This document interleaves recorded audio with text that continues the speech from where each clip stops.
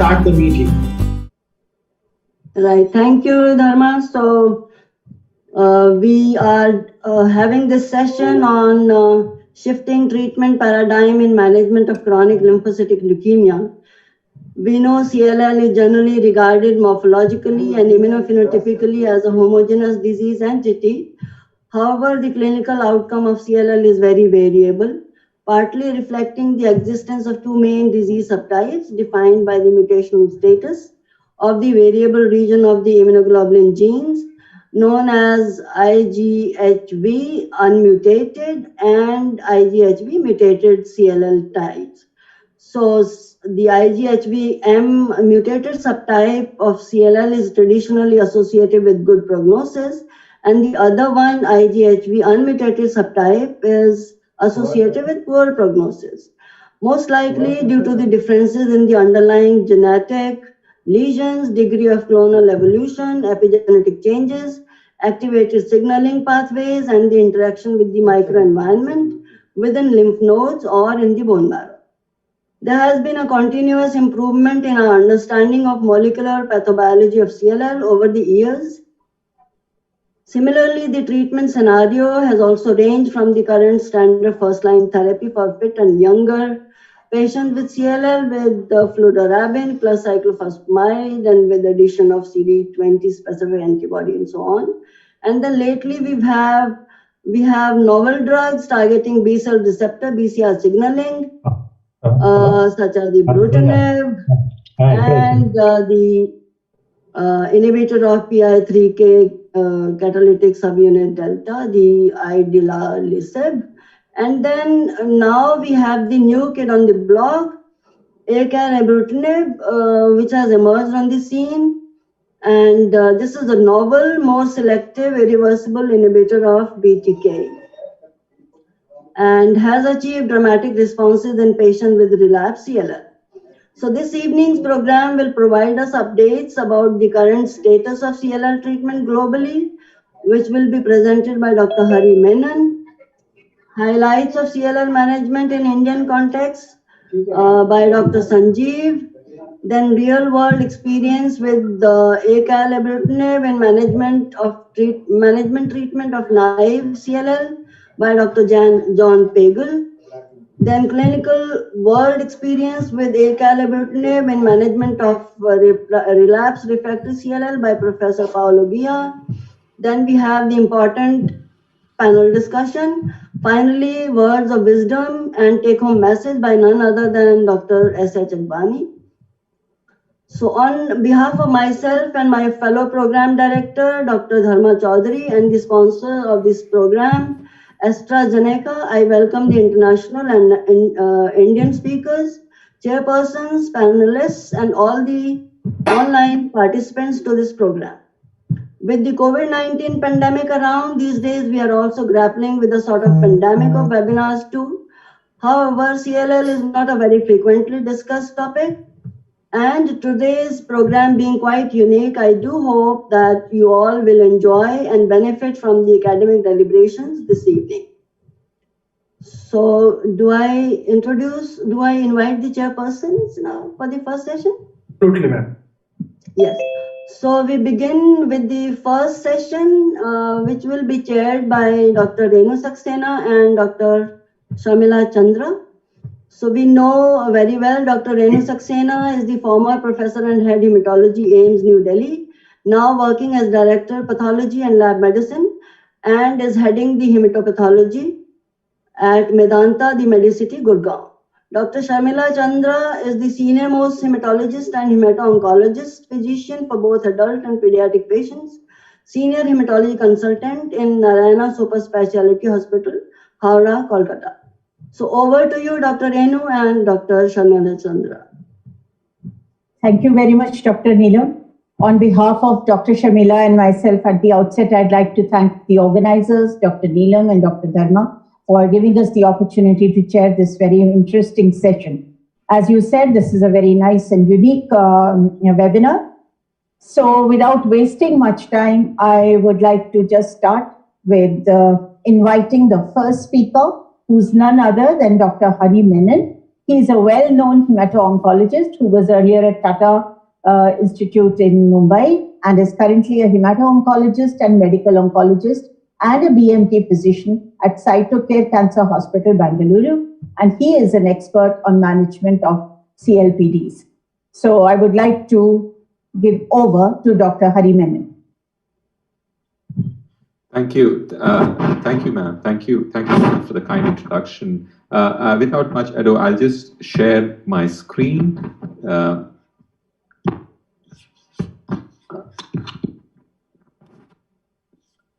it is shared. Yeah. I hope the share. Yes. Yes, it is shared. Thank you. Thank you. The topic of today's discussion is to talk about the current status of CLL treatment globally. We have in the last decade also seen a paradigm shift in the management of CLLs, especially with the understanding of the biology of the disease and also the understanding that CLL is not one entity, but maybe 2 or 3 different entities having different progression rates and different responses to treatment. It's a well-defined lymphoid, and as part of my talk, I would confine myself in the first-line treatment because in the interest of time, it would be rather difficult to go in for the relapsed refractory setting. But it's a well-defined lymphoid neoplasm with very heterogeneous biological clinical behavior. And as Dr. Varma had alluded to, the pathogenesis of the disease is influenced by a genetic susceptibility does exist. There are immunogenetic factors which drive the disease, several genomic alterations that exist, and the epigenetic mechanisms, including epigenomic reprogramming that goes into the pathogenesis of the disease. The interaction between the tumor cells and the microenvironment, and also the systematic clonal evolution from early steps in a multiple lymphocytosis to progression and transformation to an aggressive form, including a diffuse large B-cell lymphoma, as we see in Richter's transformation. So we know that it's not always a single entity. It is an unstable disease, mostly indolent, warranting at times a sustained therapy to keep it under check. So have these understanding of the pathogenesis really translated to a bench to bedside for therapeutic benefit? And we do currently only look at certain parameters presently, which are considered most of the time to decide therapy. And most of the time, these include the cytogenetic status, the IGHV mutation status, the P53 mutation status, and sometimes some of the other entities, such as the Notch1 status. And we do understand that a lot of the disease is dependent upon the BCL2 stimulation and much of the downstream pathways, which we try to perturb as part of a treatment, and which has actually translated into significant benefits in terms of controlling the disease. So let's go to what is the role of chemoimmunotherapy. Chemotherapy is always being there for CLL. It does control the disease to a certain extent, but we do understand that that control is temporary. And then the advent of the use of monoclonal antibodies improve the outcomes of these patients. And currently, we do understand from the historical perspective, when we look at CLL, when we talk about the chemotherapy and the introduction of chemoimmunotherapy, there is a difference in terms of the kind of drugs that we use, and we do understand today that if at all we need to use chemotherapy, they include those subset of patients who have a certain specific profile in terms of an IGHV mutation status, being P53 negative, and also sometimes there is an influence of the cytogenetic profile. For example, 13q does better than probably the 11q abnormalities. So, and when we look at this as a graph, in this graph, we do understand that those patients who are classically the IGHV mutated, who are negative for any P53 mutations, and they are the people who benefit maximum to the use of chemoimmunotherapy. And when you look at the data from the mature data from the MD Anderson group, who looked at almost 300 odd patients, it was clearly demonstrated that for those patients who were IGHV mutated, they were the people who benefited with chemoimmunotherapy. And if you looked at the long-term data, it was understood that if there was no event that were happening beyond 8 years of age, then they had something like a functional cure. And for those patients who did achieve a measurable residual disease negative status, they were the people who went on to have a long-term functional cure. And these higher proportion of patients who achieved their MRD negative status were concentrated in the pool of patients who were IGHV mutated. So thereby saying that there can be a benefit for chemoimmunotherapy in a subset of patients with this profile that we come across. But FCR is never something that can be used that easily. And this was the CLL-10 study, which compared the FCR with bendamustine, which clearly demonstrated a benefit for progression-free survival still for the FCR regimen, but it did not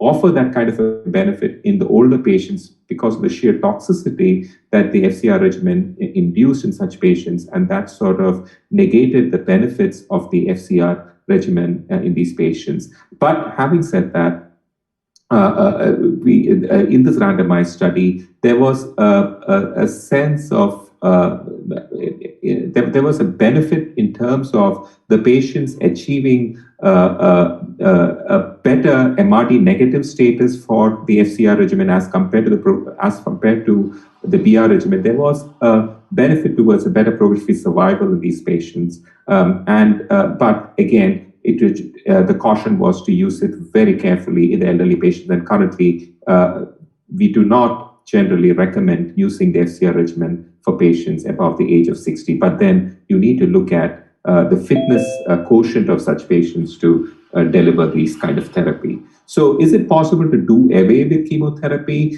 We do understand that the efficacy of the BTK inhibition and also the pathway through the downstream pathways of the BCR and the BCL2 has yielded benefits, and this was mainly from the phase 2 and the studies in relapsed refractory CLL patients, where they used BTK inhibition in the form of ibrutinib, which is a BTK inhibitor, and used it against the standard of care, which was using of compared to the standard of care, which is chlorambucil. And clearly, there was a benefit in terms of both the overall survival and the progression-free survival and overall survival of these patients. And when you looked at the mature data at 16 months, there was clearly a benefit, an incredibly superior benefit for ibrutinib, with a progression-free survival of close to 70% in these patients as compared to the chemotherapy arm. Similarly, the RESONATE study was one that clearly put ibrutinib on the map as far as the first frontline therapy for CLL was concerned. And more importantly, what it demonstrated that irrespective of the risk groups that were involved, irrespective of the IGHV mutation status, or irrespective of the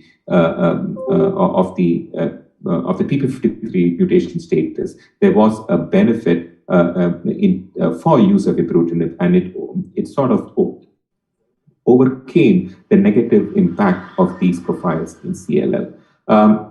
Similarly, the E1912 updated progression-free survival on the long-term follow-up clearly demonstrated also that when using it with the standard of care, which was FCR in patients in CLL, there was again a benefit for the combination of ibrutinib with rituximab in these patients. Again, for those patients who were unmutated, there was definitely a vastly better outcome for patients who who received ibrutinib as against the FCR regimen, thereby saying that the use of FCR or chemoimmunotherapy is probably only confined to those patients who are IGHV mutated and who do not have any of the P53 mutation that is seen. The updated analysis, the progression-free survival improved the ibrutinib also when compared with the other standard of arm, which was the 41202 study, which compared ibrutinib with bendamustine rituximab, and also the third arm, which used ibrutinib as a single agent, clearly demonstrating a superiority of ibrutinib combination rituximab. And what this study also brought about was that rituximab perhaps did not offer too much of a added benefit when using ibrutinib when ibrutinib was in the regimen, and demonstrated that perhaps when you're using ibrutinib, perhaps rituximab did not have too much to contribute to the outcomes in these patients. And similarly, when we looked at the adverse profile patients with the deletion 17p and 11q abnormality, again, ibrutinib was way ahead in terms of its outcome as compared to the standard chemotherapy arm. And that was again true for the IGHV mutation status. So the next drug, which is on the block, which is acalabrutinib, which will be discussed in more detail in the subsequent talks by our esteemed international speakers, this is just a novel irreversible second-generation BTK inhibitor that was rationally designed to be more potent and selective than ibrutinib. And it was developed as a selective BTK inhibitor, and the goal of achieving similar therapeutic outcomes in patients with CLL without off-target effects, which was quite typically causing the side effects that were associated with ibrutinib. And there were several preclinical studies that had demonstrated the efficacy of acalabrutinib as a BTK inhibitor. And I will just allude to one of the studies because I'm discussing this talk as basically focusing on frontline therapy. This was the treatment-naive CLL patients where acalabrutinib was used with or without obinutuzumab versus chlorambucil and obinutuzumab for treatment of naive CLL patients. And what again it clearly showed, as we know with all the BTK inhibitor graphs, which we are familiar with now with ibrutinib, there was clearly a superiority over the standard chemotherapy arm. And there was probably as against the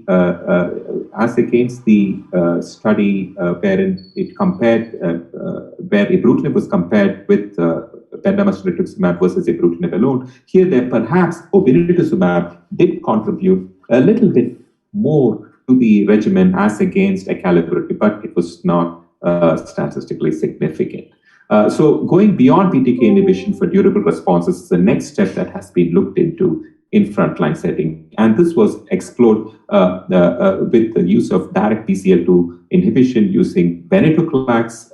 And this was a study which was derived from other conclusions of various other use of venetoclax in second-line relapsed chronic lymphatic leukemia, such as the Murano study, which demonstrated the benefits of venetoclax when used in this setting for patients who had failed first-line therapy. And one of the things that had come out of this particular study was the ability for venetoclax to induce measurable residual disease negative status over a period of time. And also the understanding that venetoclax perhaps needs to be taken as a continuous therapy. So the CLL14 study clearly looked at a combination of obinutuzumab plus venetoclax along with versus chlorambucil. And again, there was a clear benefit for the addition of venetoclax to the regimen, with almost a 25% improvement in the progression-free survival over a period of time. And what was important was there was particularly no. the benefits was across all risk profile patients for venetoclax. And therefore, as is true with ibrutinib, the benefits of using venetoclax in these patients was clear to see, and again demonstrating that perhaps chemoimmunotherapy is probably not currently one of the more favored modes of treatment for CLL in frontline setting, except in very, very specific situations. And as I said, the most important thing that I would consider in this study, which was a study conducted from the MD Anderson group, which looked at combining ibrutinib with venetoclax as a frontline treatment in high-risk patients of CLL. And this was including at least having a deletion 17p, P53 mutation, or unmutant IGHV state. And the treatment plan was to use ibrutinib three as a lead-in cycles of 3 cycles, followed by introduction of venetoclax after the 3rd cycle. And what we see over here is that while ibrutinib can control the disease, there is, with the addition of venetoclax, there is a progressive improvement in clearance of the disease from the bone marrow in the form of achieving MRD negative status as we go along. And this was what was replicated from what we saw in the second-line setting for CLL in relapsed CLL patients where venetoclax was used. So there was a clear demonstration of achievement of MRD negative status, which was something that one does not see often with the use of ibrutinib. So the combination made sense, and this was one of the more relevant studies which came out for the combination for ibrutinib plus venetoclax. So currently, when you talk about frontline CLL treatment approaches, we generally look for those patients who are suitable for systemic therapy, look at their mutation status at the beginning, and if yes, the option of using a BTK inhibitor with or without rituximab is reasonable, as was the use of combination of obinutuzumab, which I did not allude to. The Illuminate study demonstrated a benefit for the use of obinutuzumab in these patients in terms of a marginally better progression-free survival in these patients. The CLL14 study again demonstrated a benefit for this subset of patients, and of course the Elevate Elevate study in TN clearly again showed a benefit for acalabrutinib in combination with obinutuzumab. So again, it is important to look at choice of treatment based on the cytogenetic profiling of these patients, and increasingly as we go along, we are more inclined towards having a chemotherapy-free kind of a regimen for such patients. But the only drawback of this treatment is that it is a sort of continuous therapy in these patients. I think I have missed out on a few slides, but I will just allude to one of the interpretations of a continuous use of venetoclax, and because the protocol demanded that the use of venetoclax as per plan was only given for 2 years, but it was noted that those patients who had an adverse profile tend to have increasing relapses after the suspension of venetoclax after 2 years, thereby giving an indication that perhaps in the adverse risk profile patients, we may not be able to get away from stopping a drug such venetoclax, even though we might have achieved an MRD negative status in these patients. So we look at the treatment algorithm for newly diagnosed CLL currently. You have a newly diagnosed patient of CLL. If you have, if they are without a deletion 70p or P53 mutation, you do an IGHV mutation status. And if they are mutated, fit patients less than 65, the option of using a chemoimmunotherapy does exist, but increasingly the data, the inclination is towards going towards a chemo-free kind of a protocol, which also includes the use of combination of ibrutinib and venetoclax. But if they are IGHV mutated, it is always use of ibrutinib, a BTK inhibitor, with or without a BCL2 inhibitor such as Venetoclax, and with the option of using a monoclonal antibody, which could be either rituximab or obinutuzumab. So if you have an unmutated immunity cases, there is... Excuse me, Dr. Menon, we would have to quickly finish it. Yeah. So that's my last slide, and I just conclude with that slide. Yeah, thank you. Yeah, thank you. Great. Thank you. Yeah. So,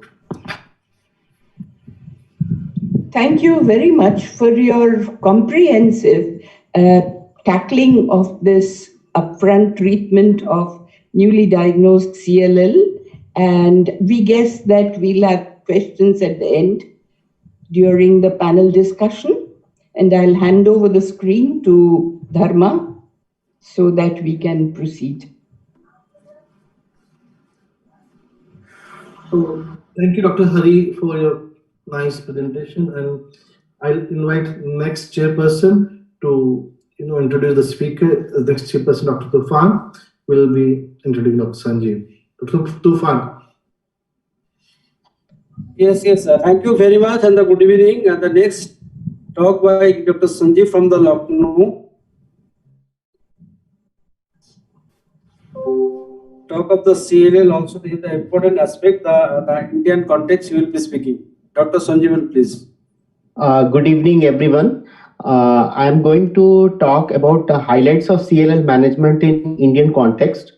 As we have just heard from Dr. Hari Menon sir, the global scenario of the CLL, the importance of TP53 mutation and IVH mutation status for the patients of for patients of CLL.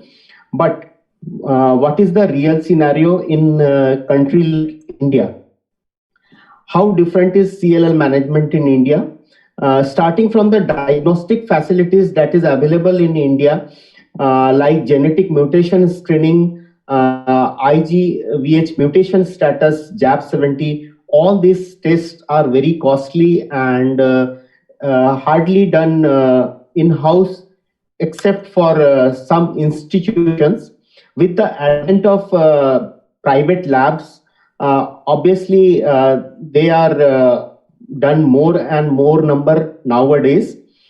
Regarding chemotherapy choice, FCR, which is the most important chemotherapy for fit CLL patients, but it is the first line therapy for our Indian patients.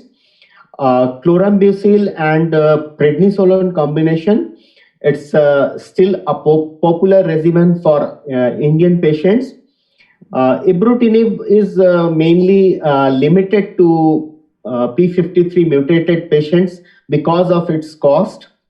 And second line monoclonal antibodies like ofatumumab and obinutuzumab, very rare uses are seen. New drugs like idelalisib, acalabrutinib, these are not available in India. And Venetoclax, though it is available through different channels, it's emerging as a good treatment modality for relapsed patient. As far as bone marrow transplantation for CLL, it's very rare, and CAR T cell therapy, it's not available. For CLL MRD evaluation, it's hardly done. Let's see these things one by one. This is the some publication regarding the diagnostic testing of CLL.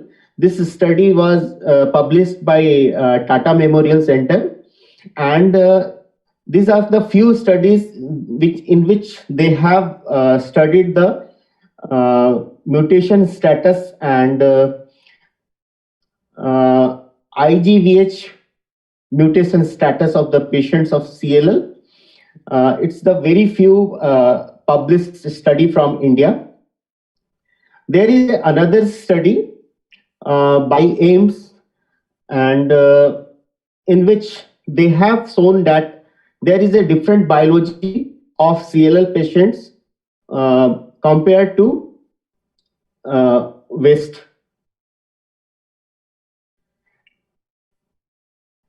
This study has also used JAP70 as a marker, and these are the only few studies in which JAP17 has been studied.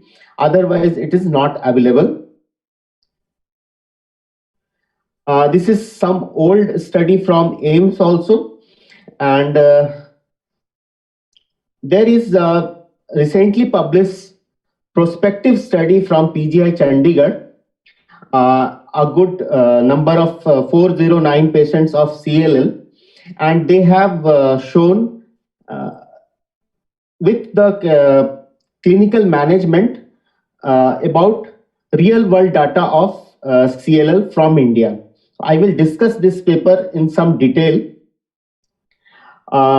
Basically, we have seen that there is a paucity of CLL data from Indian subcontinent, and as in United States, CLL is the most common leukemia, but in India, it's the least common. It is less than 5% of all leukemia.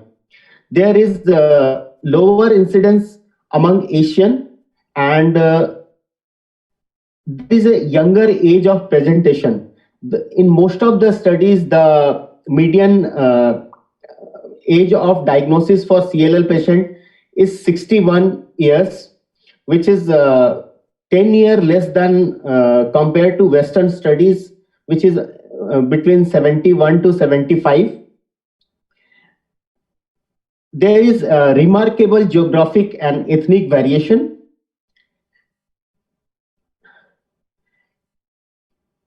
This is the demographic data and different scoring system for patients of CLL from Indian cohort, and it has shown that there is almost similar presentation of symptoms and fish-based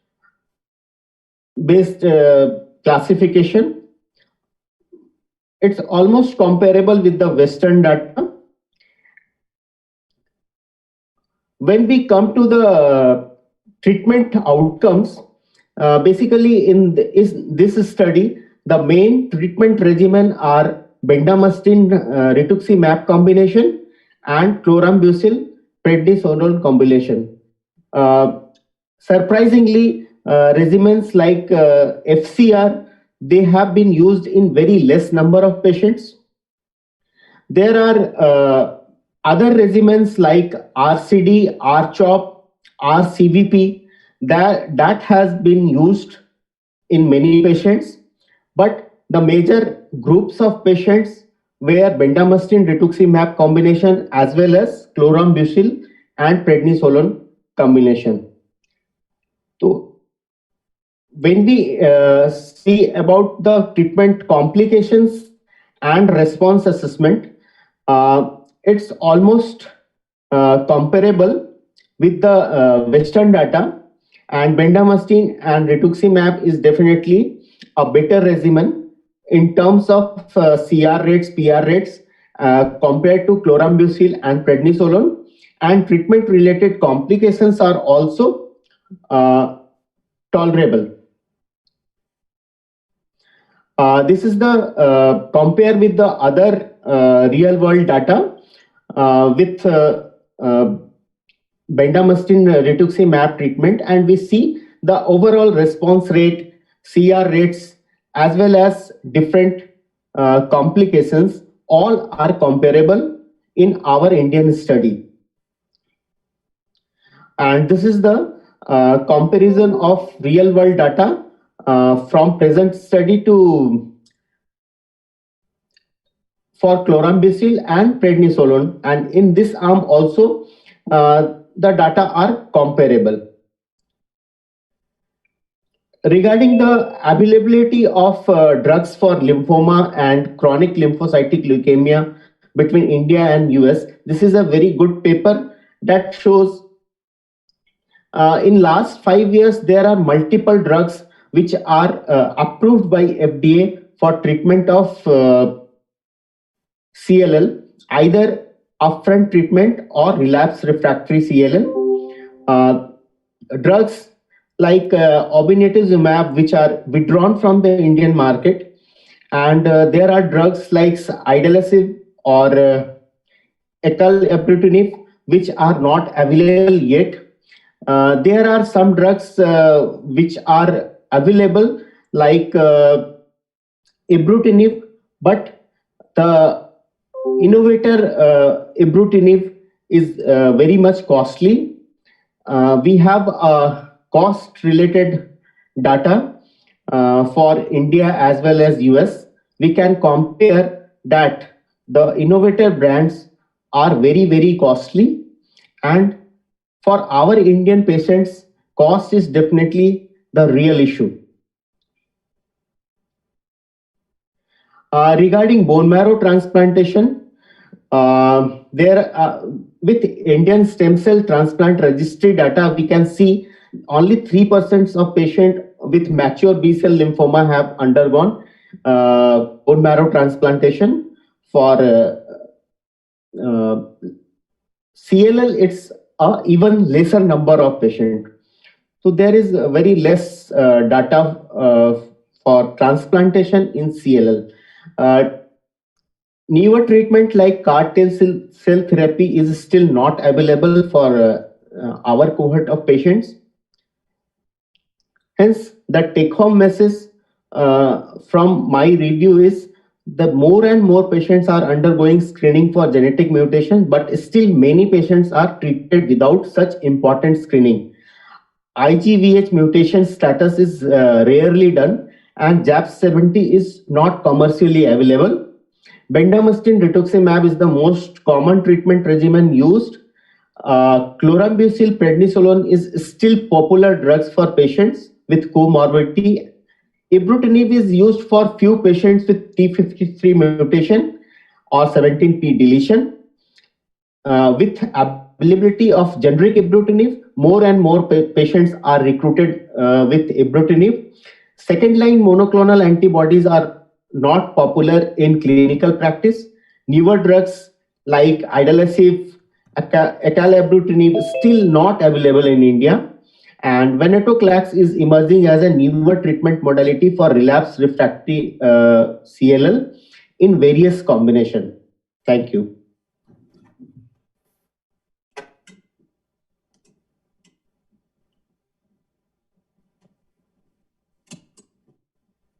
Thank you, Dr. Sanjeev, for a wonderful lecture. Then over to the Dr. Dharma, please. So thank you, Dr. Tufan and Dr. Sanjeev, and I'll thanks Dr. Hari and Sanjeev both to put the foundation that what we are doing in 2020 in India and globally, and what is there in 2021. So I think the next two speakers will take us, and I'll invite Dr. Neelam Varma to introduce the next speaker, and we'll listen the speaker. Dr. Neelam, please.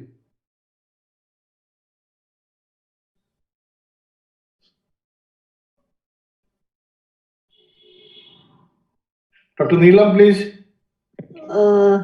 Dharma, Dr. Neeraj has joined, I think.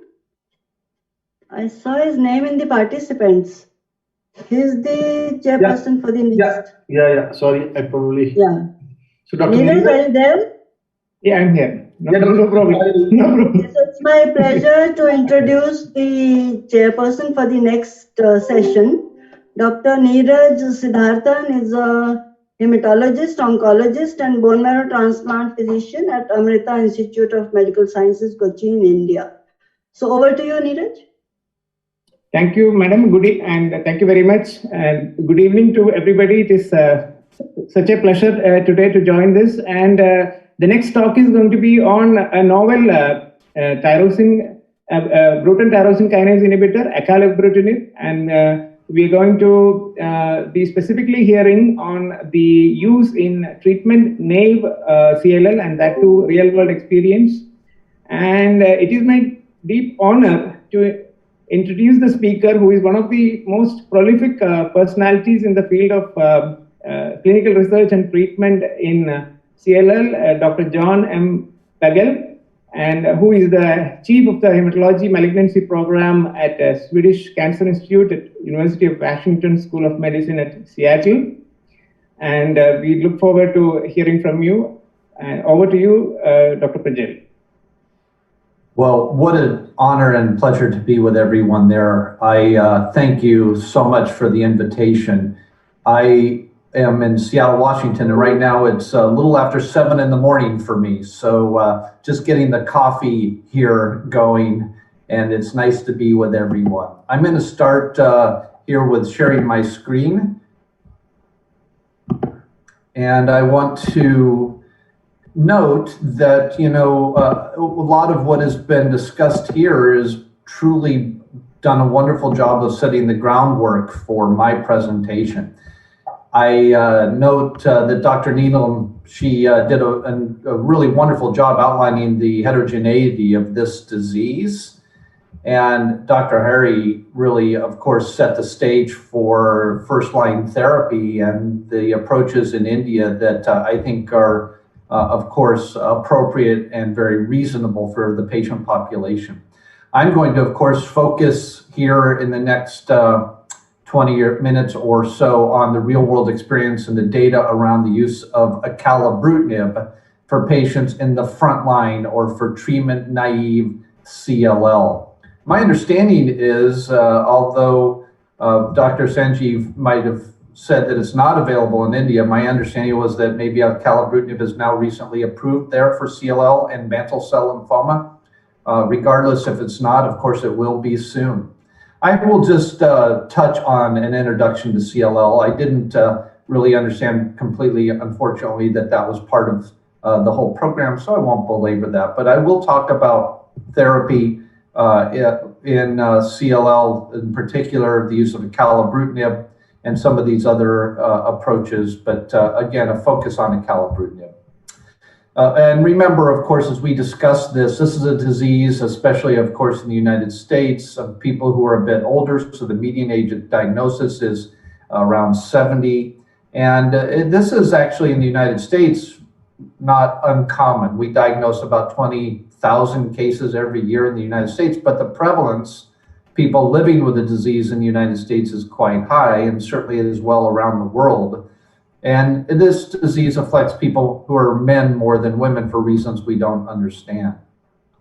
And the pathogenesis and biology around CLL has already been discussed. Dr. Hari did a really nice job of really pointing out that not all CLL is created equal. There are, of course, two major subsets, and those are the immunoglobulin heavy chain gene mutated or unmutated CLL. And I like to think about this as those cells that have undergone somatic hypermutation, the VDJ rearrangements that happen leading to a vast repertoire of immunoglobulin proteins that are developed. That happens in a more mature cell. And when CLL happens in that cell that's already undergone that mutational process, then it's actually more favorable. So I always think that it's good to be a mutant, and it's less good to be unmutated. And I recognize that in India, there's not profound or widespread testing of IGHV mutational status, and I hope that in the relative near future that might be valuable, however, and actually feasible. However, I will also point out that the evolution of therapy is really coming about, suggesting that we can overcome these high-risk genetic features, and it may not be as important for us to test for them given the novel targeted therapies we have, like Acalabrutinib. This is the reason we talk about the mutational status, of course, is because IGHV mutation impacts prognosis. And you can see the top curve there are those who have mutated disease. They have, again, a more mature CLL cell where the disease has developed. They do better than those people with unmutated disease. And we also recognize that there are some people with very high-risk features. You're all well aware of 17p deletions, TP53 aberrations, 11q deletions that portend to a much more difficult prognosis. We do have many unmet needs still in CLL, and especially, of course, I think in India, as was just pointed out by Dr. Sanjeev. Really, I'll focus on the front line, but understand that even in the front line, we don't cure people with standard therapies. So we do recognize that in this elderly patient population who may not be really fit for intensive therapies often, we need to provide the best therapy we can that is the most tolerable that we can. And that's, of course, why in that last presentation you saw that and discussed that chlorambucil and prednisone is still a reasonable regimen for those patients with comorbidities in the front line. However, we can improve on that. I hope we will in India by providing more advanced, better therapies that are better tolerated, and we'll focus on that data here. So a little bit about frontline therapy. I won't tell you all of this. Of course, again, that CLL-10 trial of randomization of FCR versus BR that showed, again, as you heard, improvements in progression-free survival for those people who got FCR over BR. However, there was no difference in overall survival, and the toxicity of the regimen was quite difficult, with FCR suggesting that BR is probably a more appropriate regimen in the majority of patients in India, and that's the data that Dr. Sanjeev just did reiterate that BR is the most common regimen there. What about, though, for people that can't even tolerate BR? Well, certainly we know that from the German CLL study group, the use of chlorambucil with obinutuzumab or Gazyva has been in advance. But again, that's not a cheap regimen because of the second generation glycosylated type 2 antibody, Gazyva, again, obinutuzumab. But nonetheless, in that trial, randomization between chlorambucil and Gazyva versus rituximab and chlorambucil, there was an improvement in progression-free survival as shown here for those patients who got Gazyva and chlorambucil over rituximab and chlorambucil. Still in India, of course, that the antibody therapies are probably not largely used, but suggests that chlorambucil as a backbone is in the right patients who are older, perhaps less fit, not unreasonable. I won't say a lot about BCL2 inhibitor and venetoclax for the sake of time, and then also because it was already discussed in the CLL-14 trial using venetoclax and obinutuzumab compared to chlorambucil and obinutuzumab. Just remember, of course, that this is time-limited therapy. It's 1 year of treatment, and the idea is to stop therapy at 1 year. And you can see when you do that, as you saw in the prior presentations, that there was a significant improvement of obinutuzumab over chlorambucil and obinutuzumab, perhaps over more than a 20% improvement in the estimated 24-month progression-free survival. I will now, however, focus on frontline therapy with BTK inhibitors. And again, I apologize for some redundancy in the information, but do know that ibrutinib has been a game changer around the world as a targeted BTK inhibitor for patients, not only in relapse setting, but definitely in the front line. The RESONATE-2 trial compared ibrutinib to chlorambucil and showed not only a progression-free survival advantage, but actually an overall survival advantage to single-agent chlorambucil. And that really led to its widespread approval. It, however, is not without some difficulty. And I recognize that ibrutinib is not widely used in ibrutinib, but know that there are lots of adverse events and problems with ibrutinib. In my opinion, it's actually, in many patients, very difficult to deliver because of the adverse event profile. We recognize that ibrutinib can cause significant hypertension in about 15% of patients. Atrial fibrillation is a major concern. It's up to 15% as well in real-world analyses. And major hemorrhage because of off-target interactions of the drug ibrutinib with another tyrosine kinase, TEC kinase, which is in platelets, leads to platelet dysfunction, leads to severe bleeding in about 4 to 5% of patients. So we need to do better in these patients. We know that people can stay on therapy for a long period of time, but unfortunately, many people don't get to the long period of time with ibrutinib because of the need to actually discontinue therapy due to an adverse event. If you look at real-world data, about a quarter of patients will come off of ibrutinib because of an adverse event. We do know that we can improve on outcomes by adding an anti-CD20 antibody in the front line. We believe that maybe the addition of obinutuzumab to ibrutinib might be an advance, but it's certainly not clear if it's an advance over single-agent ibrutinib based on this trial that Carol Marino has now published called the Illuminate trial, comparing ibrutinib and obinutuzumab to chlorambucil and obinutuzumab, and you can see progression-free survival is better in all of those patients. We've already discussed the Alliance trial, and I again apologize, but do want to remind you that the use of ibrutinib is, if possible, improvement in progression-free survival compared to bendamustine or rituximab. But my point is to stress that ibrutinib is not really without side effects. Even though it's an oral agent, you can deliver it easily in that setting. We do recognize that there are a lot of non-hematologic adverse events. In fact, more in the ibrutinib arms than there are in the bendamustine or rituximab arm in the Alliance randomized trial. And for reasons we don't completely understand, there were actually 11 total unwitnessed or unexplained deaths in the people that got either ibrutinib or ibrutinib and rituximab.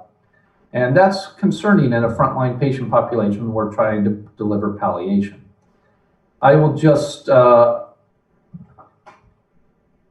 know what, I'm going to jump out of this, and I apologize to you. I realize that I may have pulled up the wrong slides here. Oh goodness, please forgive me. Can I just take a quick pause to get to my acalabrutinib slides? Is that possible? Yeah, absolutely, Dr. John. You can. Boy, I am so sorry. It just, I'm going through that and I realize I pulled up the wrong slides, and I'm not sure how that happened. So forgive me. Just give me 1 minute here to find those slides and I'll be right with you. Sure, sure.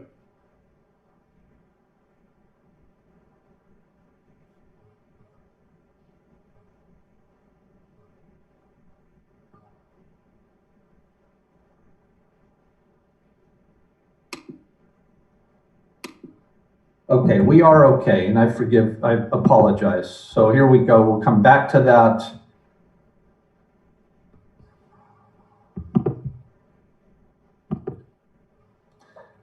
I will just try to get a little more on time here, but we'll be okay because I do have the important acalabrutinib slides coming up. So little technical difficulties that probably wouldn't have happened if we were in face-to-face meeting, but it happens perhaps on Zoom, and here we go. Back to that. I hope people will be okay with me.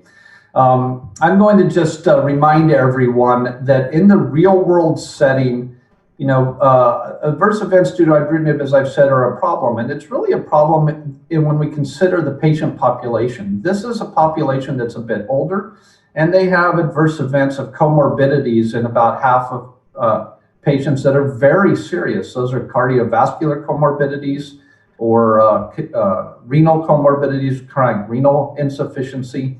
So we need to do better, and that leads us to the idea of acalabrutinib. I hope acalabrutinib will be able to be used significantly in India at some point, and I'll tell you why. It's a cleaner kinase.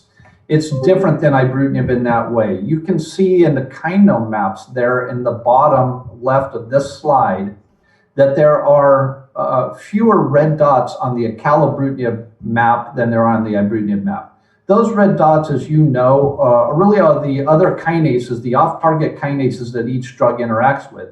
Of course, the primary selected target is BTK for both of these agents, but there are many more off-target kinases that ibrutinib interacts with than acalabrutinib. There's more than 40 that ibrutinib interacts with, where there's only about 7 or so with acalabrutinib. And that's why we believe this might be a major advance for patients.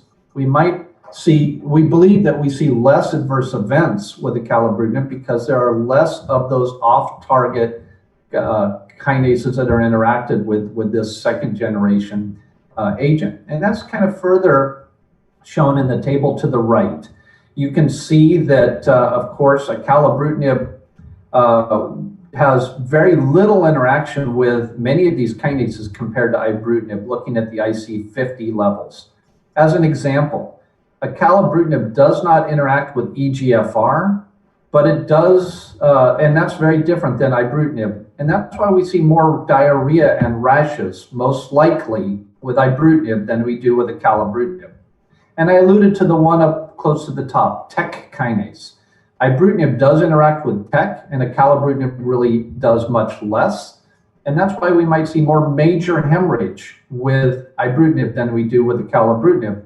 Again, TEC kinase is in platelets. It leads to platelet disruption and the inability of platelets to aggregate to collagen, and why, again, we believe that there's more bleeding potentially with ibrutinib than with acalabrutinib. So here's the important data to know, and this was alluded to by Dr. Harry a minute ago, but we know the Elevate-TN trial was a randomized trial in frontline newly diagnosed CLL patients who are a bit older. You were either over the age of 65, or if you were under the age of 65, you had to have comorbidities, and you were randomized to either get acalabrutinib with or without obinutuzumab, and the comparator was chlorambucil and obinutuzumab, and was shown that there was a dramatic improvement in the primary endpoint of progression-free survival with acalabrutinib, either with or without the obinutuzumab compared to the chlorambucil obinutuzumab. In fact, there was at least an 80% reduction in the risk of relapse, progression, or death with acalabrutinib as a monotherapy, an oral monotherapy compared to chlorambucil obinutuzumab. And it was, in fact, a little bit better with obinutuzumab in combination with the acalabrutinib. That's actually a 90% reduction in the risk of relapse, progression, or death. However, again, that does not necessarily mean that the anti-CD20 antibody is required for therapy. And based on this data in the United States, both monotherapy acalabrutinib and therapy of acalabrutinib with obinutuzumab are approved for frontline use of treatment. And that holds true for all the subtypes of patients.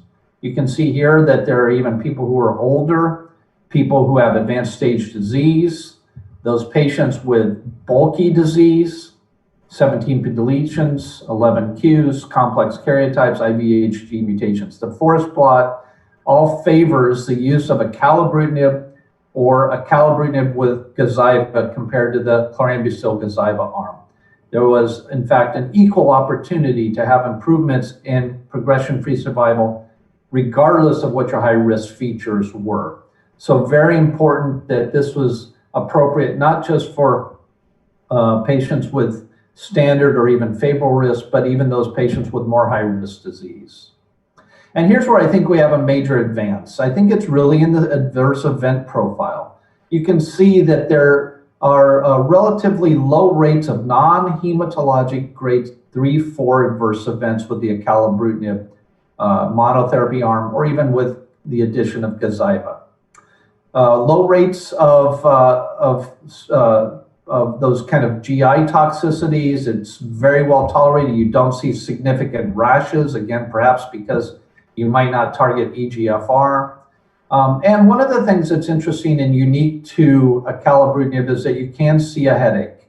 It's usually early. You can see it's grade 1, grade 2. It's self-limited in the vast majority, rarely ever significant. It's highly responsive to caffeine. And so coffee or Coca-Cola or something like that would certainly help. And usually it's mild and goes away if people do have it. What's important to note is that the discontinuations of acalabrutinib are relatively uncommon. In fact, most people will be able to stay on therapy for long periods of time, and I'll show you some of that data here in just a second. So about 10% of patients have to discontinue therapy due to acalabrutinib, and that was actually less than what was seen with the chlorambucil and obinutuzumab in the frontline study. And if you look a little longer term, more than 2 years, almost 8 out of 10 patients are remaining on acalabrutinib-containing arms, doing well at tolerating therapy. I do want to remind people that, again, this is important for patients if we can deliver it to them, and that it will be really well tolerated, and it will be something that can provide a benefit to an older patient population with advanced comorbidities. We do have long-term data as well in the frontline setting from our phase 2 study that I want to briefly show you and then wrap up. The acalabrutinib has been looked at as a monotherapy in our upfront 001 trial that we performed, and now we have more than 4-year follow-up data using this monotherapy for CLL in the front line. These were the patients that were in the frontline trial. These were frontline treatment-naive patients who needed therapy, and you can see the key inclusion-exclusion criteria there, but they would be as you would expect from a frontline trial. The trial did allow for patients with high-risk disease. There were 99 patients in this trial. The median age was 64, but you can see the oldest patient treated was 85. So this is a therapy that we like for older people where they can tolerate the treatment. Of course, advanced stage was not uncommon, and down at the bottom you can see the genomic risk of 11 Qs, 17 Ps, and TP53 aberrations in a select number of patients. In these 99 patients, the response rates were outstanding due to single agent acalabrutinib. Almost 100% response rate, and as you would expect, the vast majority of those are partial remissions, but those are very durable and valuable for patients. And that's shown here now with more than 4-year follow-up, looking at not just at progression-free survival, but event-free survival. So this is important in that it really takes into account as well treatment discontinuations due to an adverse event. And you can see all the way out here, more than 4 years, we're well over, we're at least 90% event-free survival. So people alive, taking therapy without progression and without intolerance, obviously important. And if you look at the long term, very important, we see that the drug appears to be well tolerated. We do see that headache that we've mentioned, but again, it's usually grade 1, grade 2, and it's self-limited. We have low rates of arthralgias, relatively low rates of GI toxicity. Hypertension in this trial of all grades was around 20%. That's not maybe dramatically different from ibrutinib in this trial, but we know in other trials it appears to be less. We do also believe that this is an advance over ibrutinib because of the potential for less atrial fibrillation. If you look at long-term in these patients, it's about 5% atrial fibrillation. In the real world with ibrutinib, it's around 15%. That's very different and very important for these patients.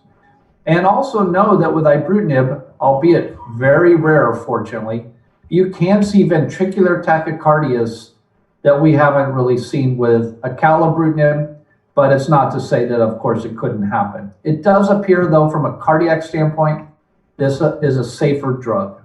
And major hemorrhage. Major hemorrhage is about 4%, as you see with acalabrutinib. It's on the order of 8 to 10% with ibrutinib in multiple studies. We still recognize some risk for hypertension as well, and of course there are other associated events of clinical interest, but again, a well-tolerated therapy. And if you actually look in those 100 patients, how many had to discontinue therapy due to an adverse event? Only 6 of the 99 patients actually had to discontinue therapy due to an adverse event. So 86% of patients, more than 4 years out on treatment, are maintaining on therapy with the single agent acalabrutinib. So I'm sorry I've gone a little over time, and I apologize to everyone, but I'll remind you that this is an important advance that even in India, when you can deliver it to your patients. I do recognize that the vast majority of the pay comes from self-pay and very little with reimbursement. Nonetheless, it's a very important, highly efficacious regimen that provides long-term event-free survival, very well tolerated with low rates of discontinuation. And we're certainly excited about using it here as our frontline therapy in the United States, and we'll see how that evolves in India over time. In the United States, it's approved both with or without obinutuzumab. And I think in the interest of time, I'll just skip this case study and remind you that we still have opportunities for improvement. I note the patients are not being cured with these therapies, and I think we'll be excited to see about new advances in therapy as we move forward in the near future around the globe. forgive me for the somewhat longer presentation. I really am honored to be with everyone here today, and I'll look forward to the chance to come and visit in person if I could someday. I've always wanted to come and visit you and the incredible work you do in a challenging situation. So thank you for having me this morning. Thank you very much, Dr. Pagel, for that excellent presentation, and we'll indeed be very happy to welcome you in person to India when the time permits. I suppose we will all have a lot of questions on this new molecule, but in the interest of the time and the design of the program, we'll probably have to do that during the panel discussion. I would hand over to Dr. Neelam and Dr. Varma. Yeah, thank you, Neeraj, for setting this session, and thank you, Dr. John, for your very nice presentation. Now I'll invite next chairperson, Dr. Neelam, to introduce the speaker and conduct the next session. Dr. Neelam, please.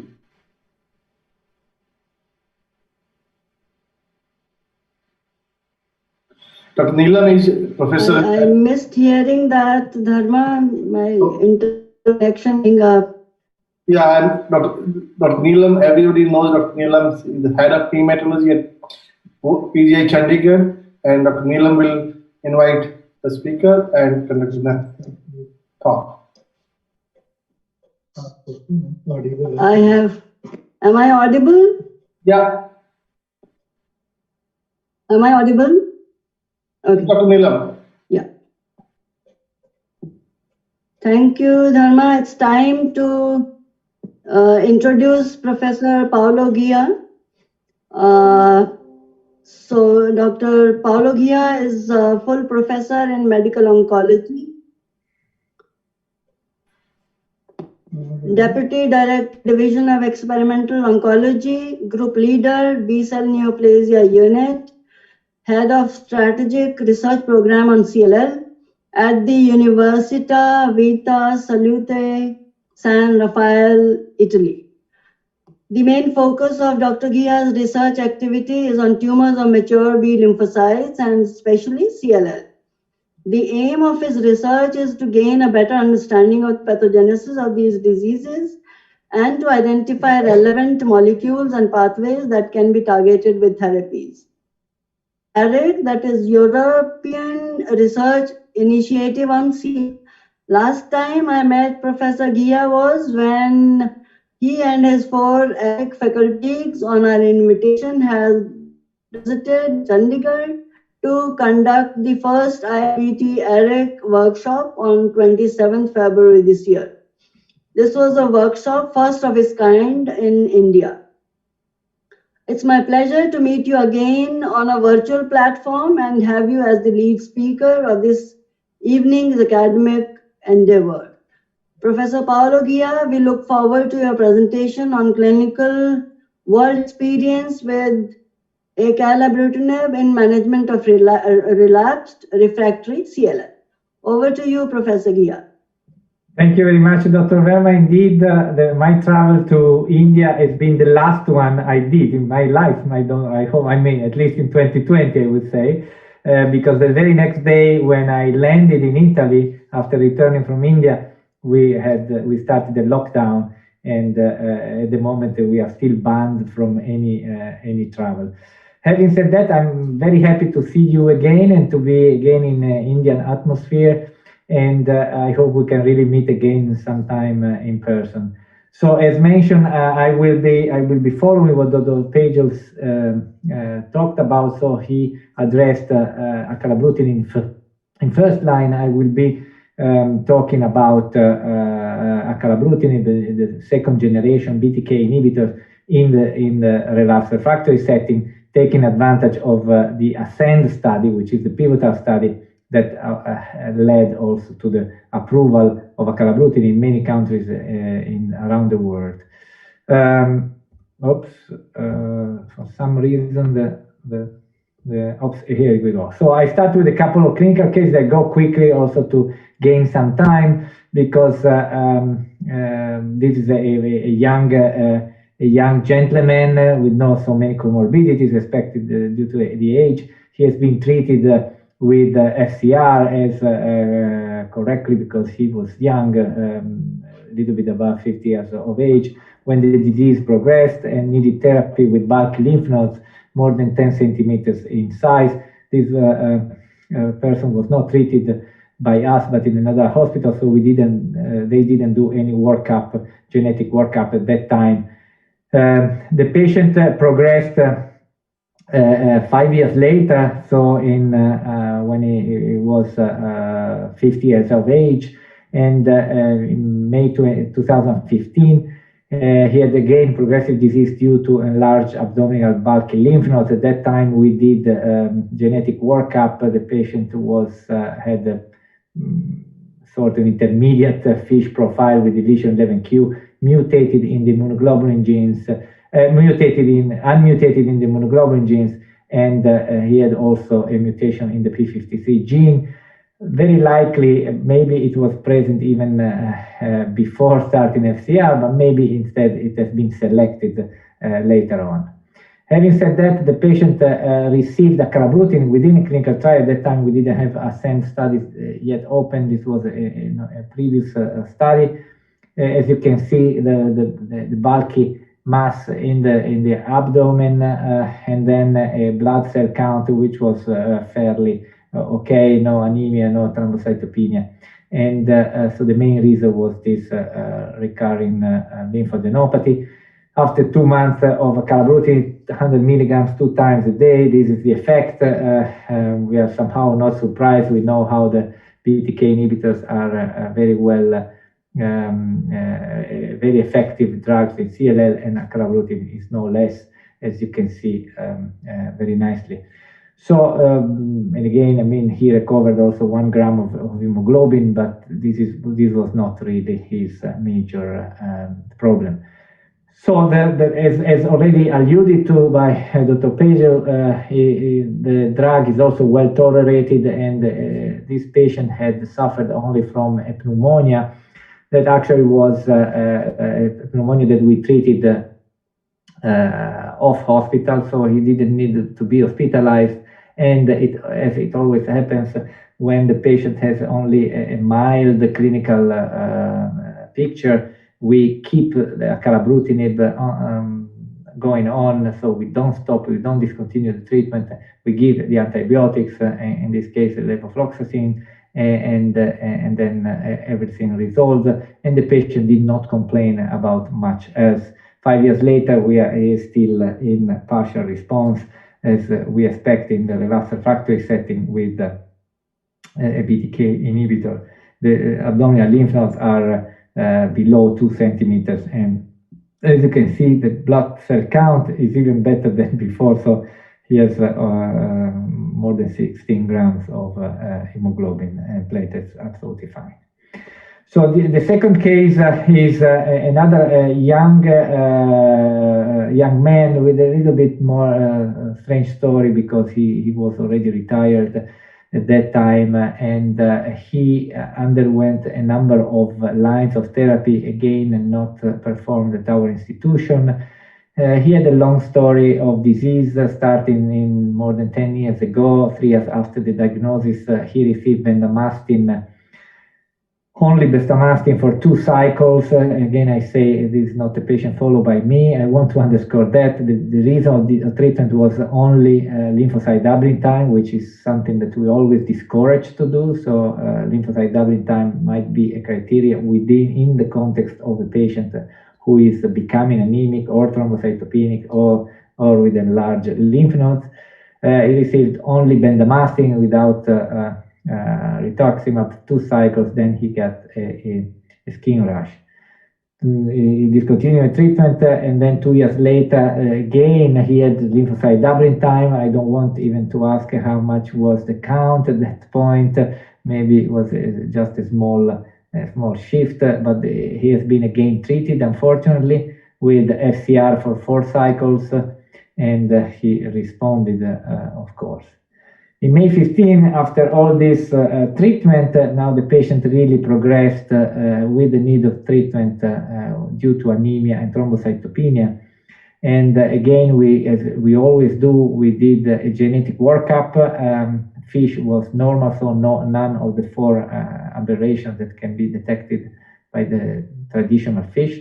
P53 was still wild type, which is good news after 2 types of chemotherapy. Immunoglobulin gene status unmutated.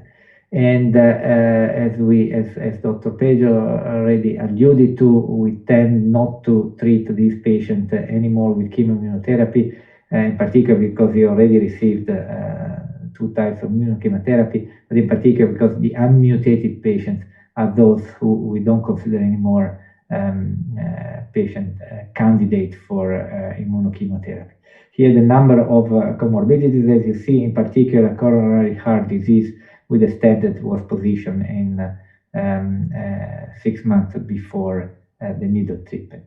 So the patient, this patient has been indeed enrolled in the ASCEND study, but he has been randomized. Actually, the reason again was, in this case, as I said, was anemia and thrombocytopenia. There was also splenomegaly, 23 centimeters, no bad. So probably the anemia and thrombocytopenia was also due to the splenomegaly, because the infiltration in the bone marrow was only 70 to 80%. Usually that does not lead to anemia or thrombocytopenia, where we do see always values above 90%, if not 95% of infiltration. Abdominal lymph node 5.6, which are not a criteria in this case to start treatment, but of course they are nice target to follow due to with the treatment. So as I said, this patient, unfortunately, he was randomized to the comparator arm in the ASCEND study. I will explain later on more into details. But the comparator arm is a physician choice between either idelalisib, plus rituximab or bendamustine plus rituximab. And all the patients who ended up in the physician choice arm, we always treated them with idelalisib, so we gave the possibility to have access to a novel therapy anyhow. So I started idelalisib, and it was July 2017. 3 months later, he responded very well, as it happens also with the PI3 kinase delta inhibitors. The anemia completely recovered, the thrombocytopenia completely recovered. The splenomegaly recovered at least partially. That's always an issue with all the kinase inhibitors, 16 centimeters, and also the lymph nodes reduced, and they were now a little bit above 2 centimeters. But as it usually happens with idelalisib, after 5 months, he started having neutropenia. So we stopped it for a week, and then we restarted at a reduced dose. That typically worked with the idelalisib, starting with a lower dose and then going back again to a higher dose. Almost 1 year after the start of the therapy, he experienced a grade 2 colitis, which needed steroid treatment. So as we always did in the past, we stopped temporarily, we interrupted temporarily idelalisib, and then what we usually do in agreement with the patient, we retry, we re-challenge the patient with idelalisib to see if the patient can get tolerant somehow. And that's what we did. Again, low quantity of, low dose of idelalisib, 100 milligrams 2 times a day with slow steroid tapering. Unfortunately, 6 months later, he had again colitis. So as we usually did, we stopped the treatment forever, permanently, because indeed in that case becomes too risky to go on or to re-challenge even a 3rd time. So we just follow up the patient as it is absolutely recommended. So patients don't need to be treated immediately after stopping any of these drugs due to adverse events. And indeed, this patient in July 2019, he had again disease progression. So we are almost 6 months later. 6-7 months later, again he experienced anemia and thrombocytopenia, and The splenomegaly became again 25 centimeters, again probably suggesting the role in the onset of anemia and thrombocytopenia. Again, the bone marrow biopsy, there was only an infiltration around 80%. According to the design of the study, of the ASCEND study, the patient could be treated with acalabrutinib monotherapy in the context of the study. So that's what happened. And this is what happened also with acalabrutinib. You can see on the left side in blue the hemoglobin. So it went below 10 grams of hemoglobin, as we saw before, down to 8. But then he recovered nicely up to 14 grams. And the platelets also recovered somehow, but those still remain definitely from the low level of 40,000, and they got up to 100,000, even more, and then they stayed around 80,000. The lymphocyte count, as it happens with all the BTK inhibitor, and is no difference. Acalabrutinib is no different. There is a peak of lymphocytosis shooting from 200,000 to 400,000. This is not a concern. Nobody has to stress or be afraid of that. I heard people were giving even chemotherapy just to decrease the number of lymphocytes. This is not the case. You just let the lymphocytes go up and then they come down eventually. In this case, the patient stopped the blue arrow. He stopped acalabrutinib because he had a hemarthrosis under fondaparinux that was started 3 weeks earlier due to a thrombophlebitis. And so he did this, he started this anticoagulant, and he had the bleeding. So we stopped the acalabrutinib another 3 weeks. So he continued the anticoagulation, and then we stopped that, and then we restarted the red arrow acalabrutinib again. Again, as you see, the number of lymphocytes went up again from 200 to 400, but then eventually the patient remained on acalabrutinib with no other bleeding episode, and as you can see, the number of lymphocytes completely normalized. So with these two cases, I more or less probably said everything I wanted to say about acalabrutinib in the relapsed refractory setting, which is very similar to what John said in the first line setting. So here is the ASCEND study that has been pivotal in the approval of the drug, together with the ELEVATE study in the first line.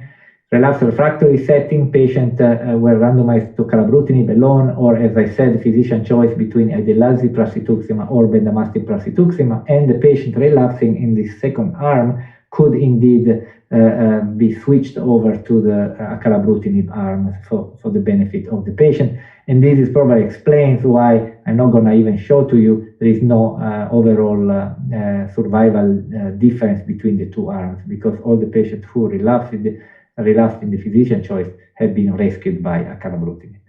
Patient demographics is just a very busy table. We are not interested. I just wanted to show you that the genetic features. So 3/4, if not 80% of the patient had unmutated immunoglobulin genes. 20% had 15 to 20% had the 17p deletion, and 1/3 complex karyotype. So really suggesting that these are the typical patients with the high-risk genetic features in the relapsed refractory setting, because these are selected somehow.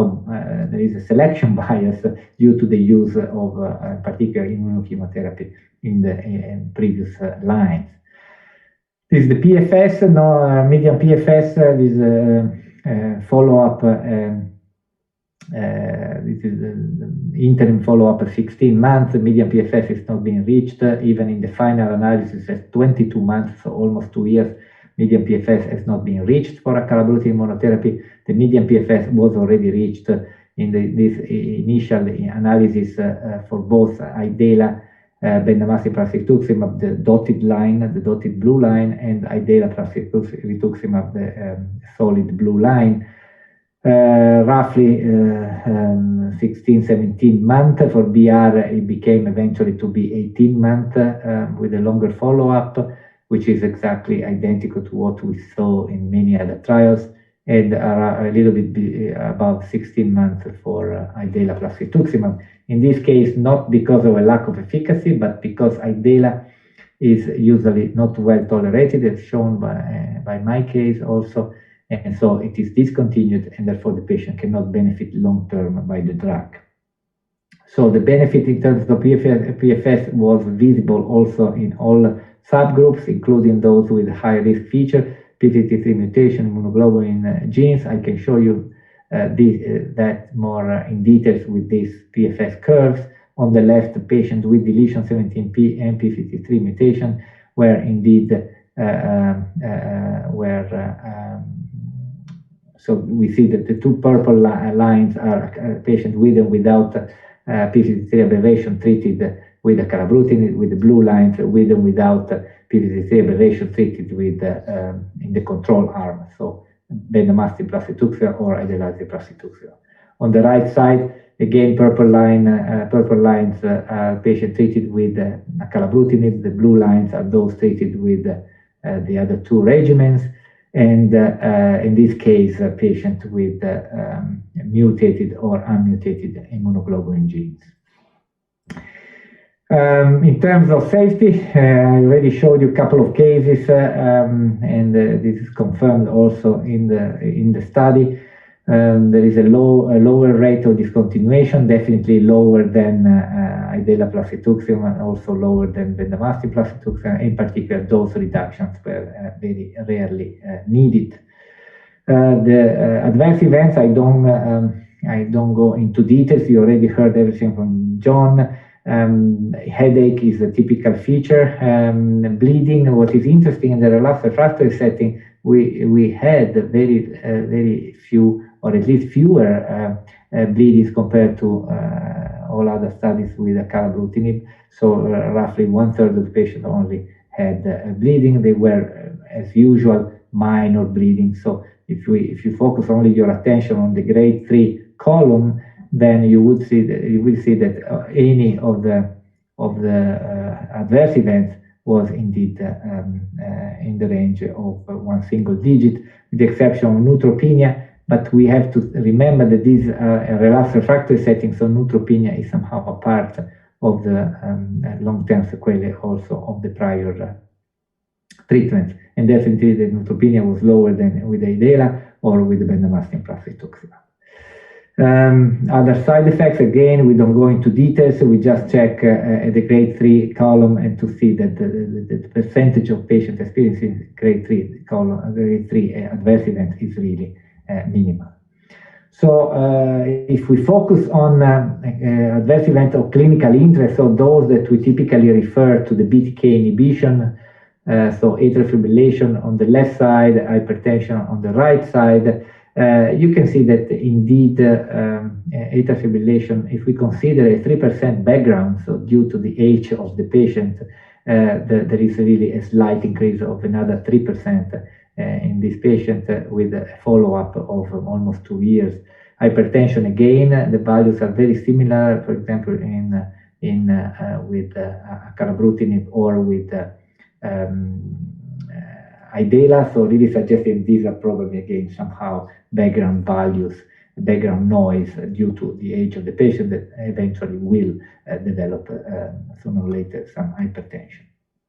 The interesting point here is also that the bleeding was, of course, higher with acalabrutinib compared to Idela and bendamustine plus rituximab, but we didn't have any major intracranial hemorrhage, which is usually what scares a physician and patient using BTK inhibitors. So just to summarize, also taking into account data shown by John, this is the pooled analysis that we presented at EHA this year. 9 studies with acalabrutinib monotherapy across multiple B-cell malignancies for over 1,000 patients. And again, the profile is exactly identical as shown by John and by me. So if you look always at the grade 3 column, it's really in the range of 1 or 2%. And if we look in the bottom table that refers to the adverse events of clinical interest, so hemorrhage, cardiac events, or hypertension, again, you do see that the numbers are really low when you look at major hemorrhage or atrial fibrillation or hypertension. With that, I just want to conclude showing the EHA ESMO guidance that will be published next week, October 15. So this is a preview. And really to show, first of all, that chemoimmunotherapy is virtually disappearing from the algorithm, from the scheme.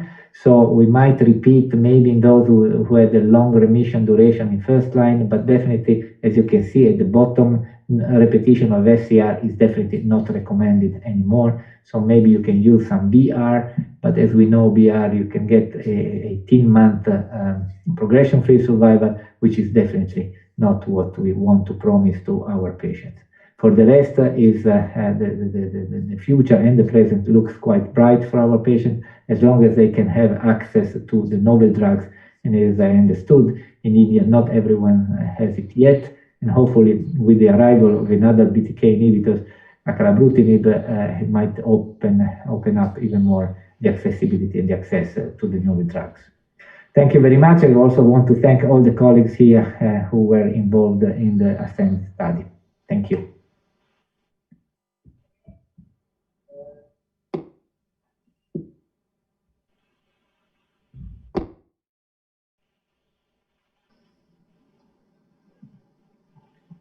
Dr. Neelam. Thank you, Dr. Neelam and Dr. Ghia, for your nice presentation. And we are coming to now the QA and panel discussion. So I will invite the chairperson for the next session, Dr. Dinesh Burani and Dr. Sharat, and we'll conduct the panel discussion and we'll introduce the moderator. Over to Dr. Burani and Dr. Sharat. Thank you, Dharma, giving me opportunity. I'll invite Dr. Chezian Subhash as a moderator for this panel discussion. He's a hematologist and hemato-oncologist in Menon International Hospital, Chennai. He's well known to us. He doesn't need an extra introduction. With this, I hand over to Dr. Subhash. Thank you, Dr. Dinesh Burani, for such an excellent introduction. And 1 minute,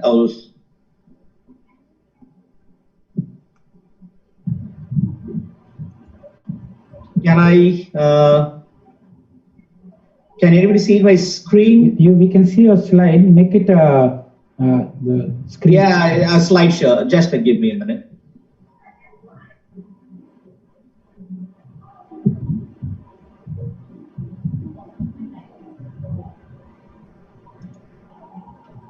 Hi. Sorry, I got disconnected in between. Yeah, continue, Dr. Subhash. Yeah. Can I welcome the panelists? I want to invite all the panelists and just give me, I will have the panelists in front of me. I'm really sorry.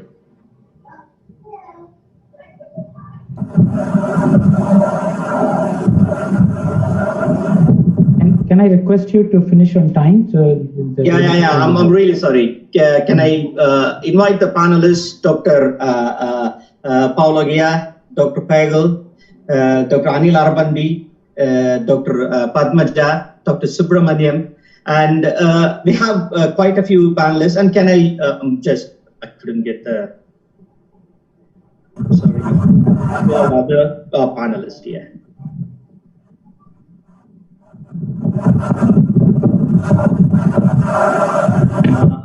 Kalpesh, can I have the panelists? 1 minute.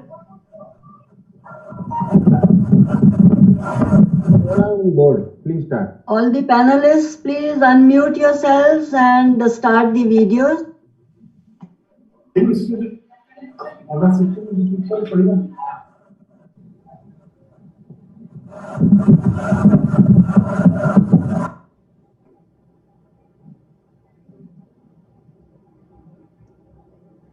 Dr. Subhash, please carry on. Yeah, I'm really sorry.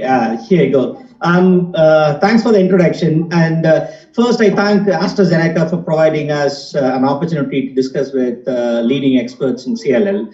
The questions are very simple. I mean, there is nothing very extraordinary about any of these questions. The first question is essentially a treatment-naive patient who walks into us, who's otherwise fit and well, can have any of the other 3 mutations which implicates a high-risk disease. This is a treatment-naive patient, young and fit, who has a high-risk mutation, either a 17p deletion or a unmutated IGHV or a deletion 11q. My question to the panelist is, the Indian hematologist particularly, is what makes you to decide on a particular type of treatment, whether it's a chemoimmunotherapy or the newer BTK inhibitors or BCL2 inhibitors? In fact, I mean, Dr. Ghia has clearly said that if you have a high-risk mutations, don't think of any chemoimmunotherapy. I'm really sorry that we are still short of any of these BTK inhibitors, and we have a good proportion of people who actually may not be able to afford any of the newer BTK inhibitors or the BCL2 inhibitors. Questions to first one to Padmaja or Dr. Deepesh or to Anil or Samal, anybody. Maybe we will start with Dr. Padmaja.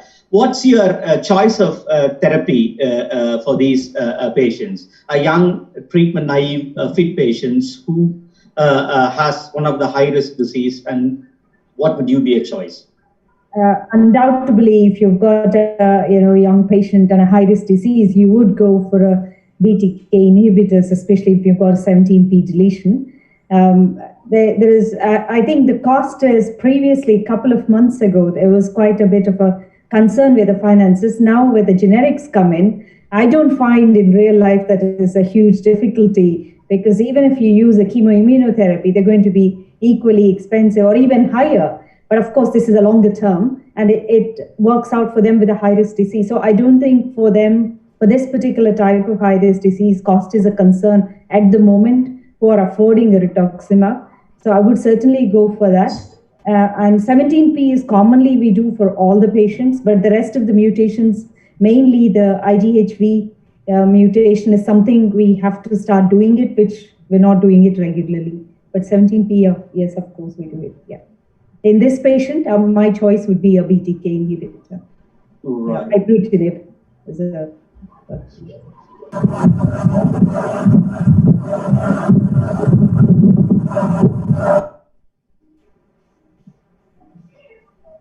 Hello?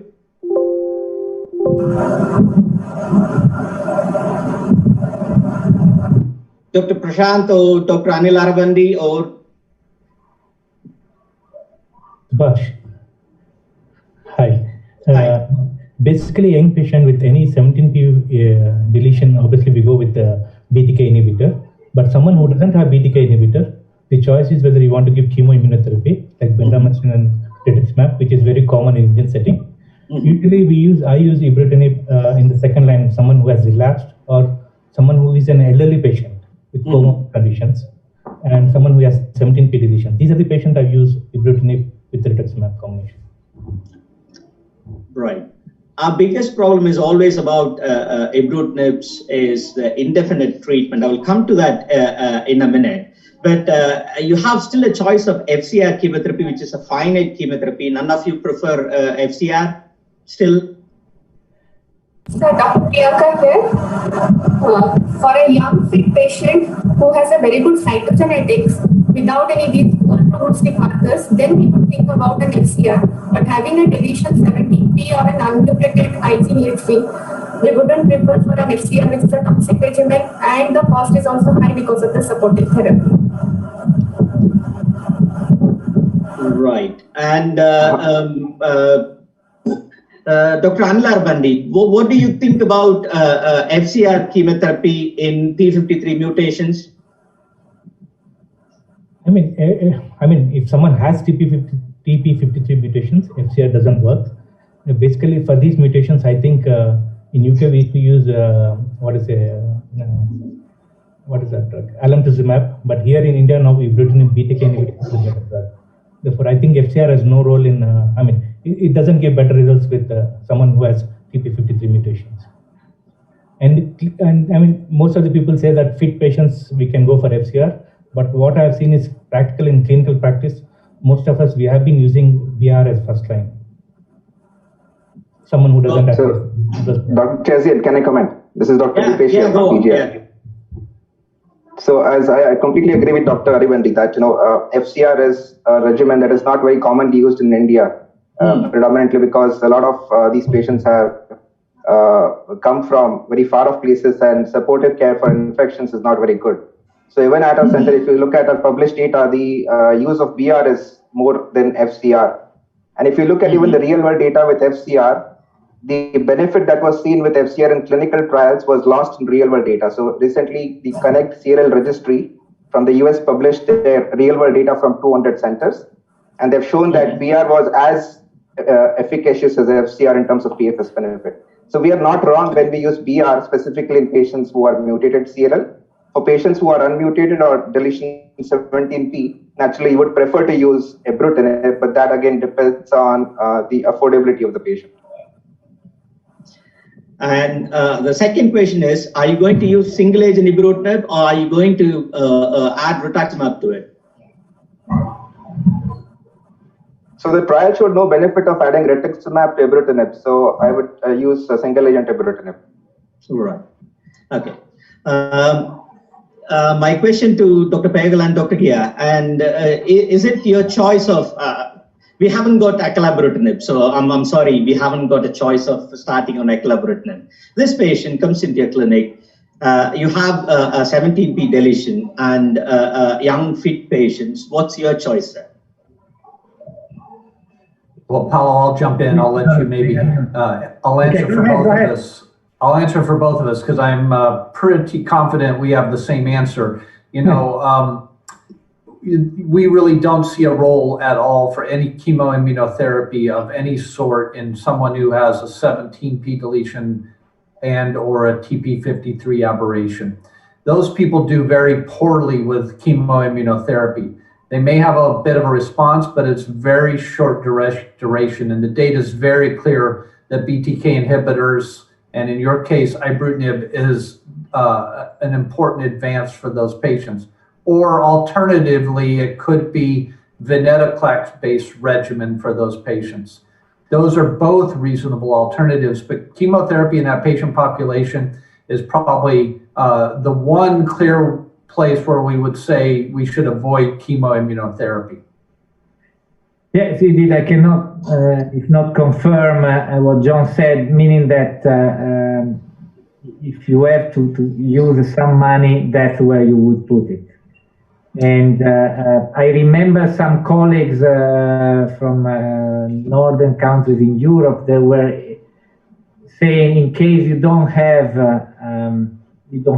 that, the only option is to use FCR and then go straight to an allo transplant, because you will know that even if they respond, it will last shortly. But some patients will not respond. I remember when I was young, some patient progressing under FCR. So that was really scary. So I think that for that population, novel therapies are, I would say, mandatory, unfortunately.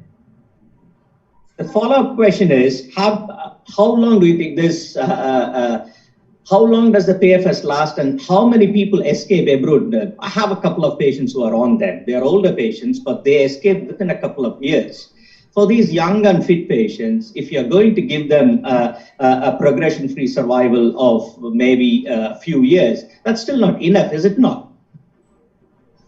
That's a very good point. And of course, that's where one of the major unmet needs are for us. In younger people, we do see people diagnosed at, 40, 45, 50 years old, and we want them to live another 30 or 40 years or so. That's a challenge. And I will say that we are making advances there.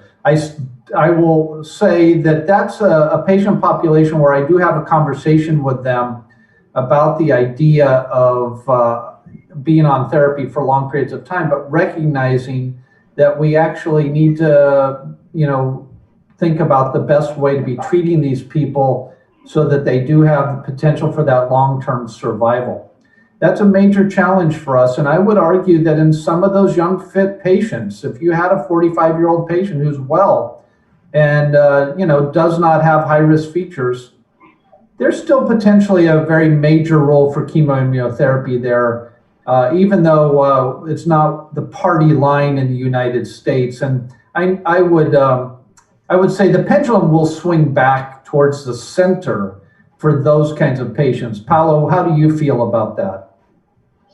I have to say that I'm not so, probably I'm in the middle between US and India, meaning that in Italy, indeed, we have ibrutinib for all the P53 aberrant patients, but for all the rest, we have ibrutinib only for the patient above 65 years of age with comorbidities. So for the young, the only option we have is FCR, indeed. And unfortunately, in my centers, we have clinical trials, so we always enroll them in clinical trials, so we always give access to novel molecules, but otherwise the standard would be FCR. With the idea, virtually, many cases, for example, unmutated cases, they do some FCR. If they don't respond so well, I hear from my colleagues that they just stop, and then they move to ibrutinib, second line, relapse refractory, so that's allowed for everyone. Of course, it's a pain when you cannot choose. You are obliged to use something because of the law and not because of the science.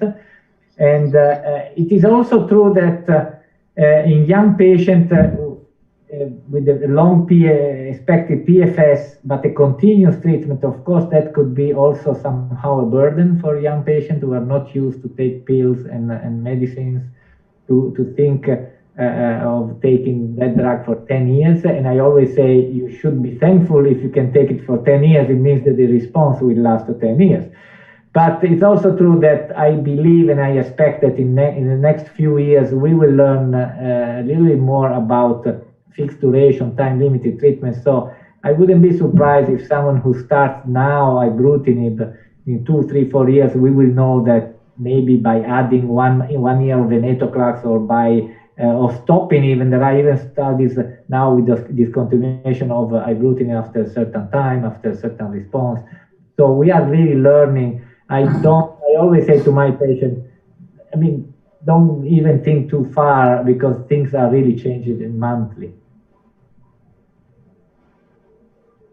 And just another question, how I mean, compared to ibrutinib and acalabrutinib, what's the chance of achieving a MRD negative disease with either of them?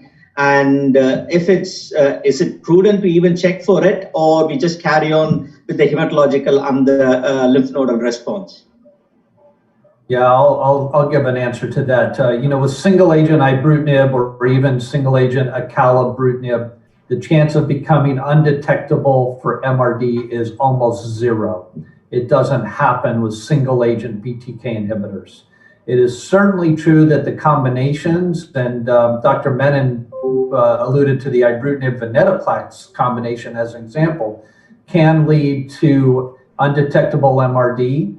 Of course, venetoclax and obinutuzumab in the front line from the German CLL14 data as well can lead to undetectable MRD in about half of patients, but not with single agent acalabrutinib. But remember, these are people often who are a bit older, who are getting treated. We're just palliating them. We're trying to keep their disease under control for a long time, hopefully do it well tolerated. I'm not sure that we have to become MRD undetectable in those people.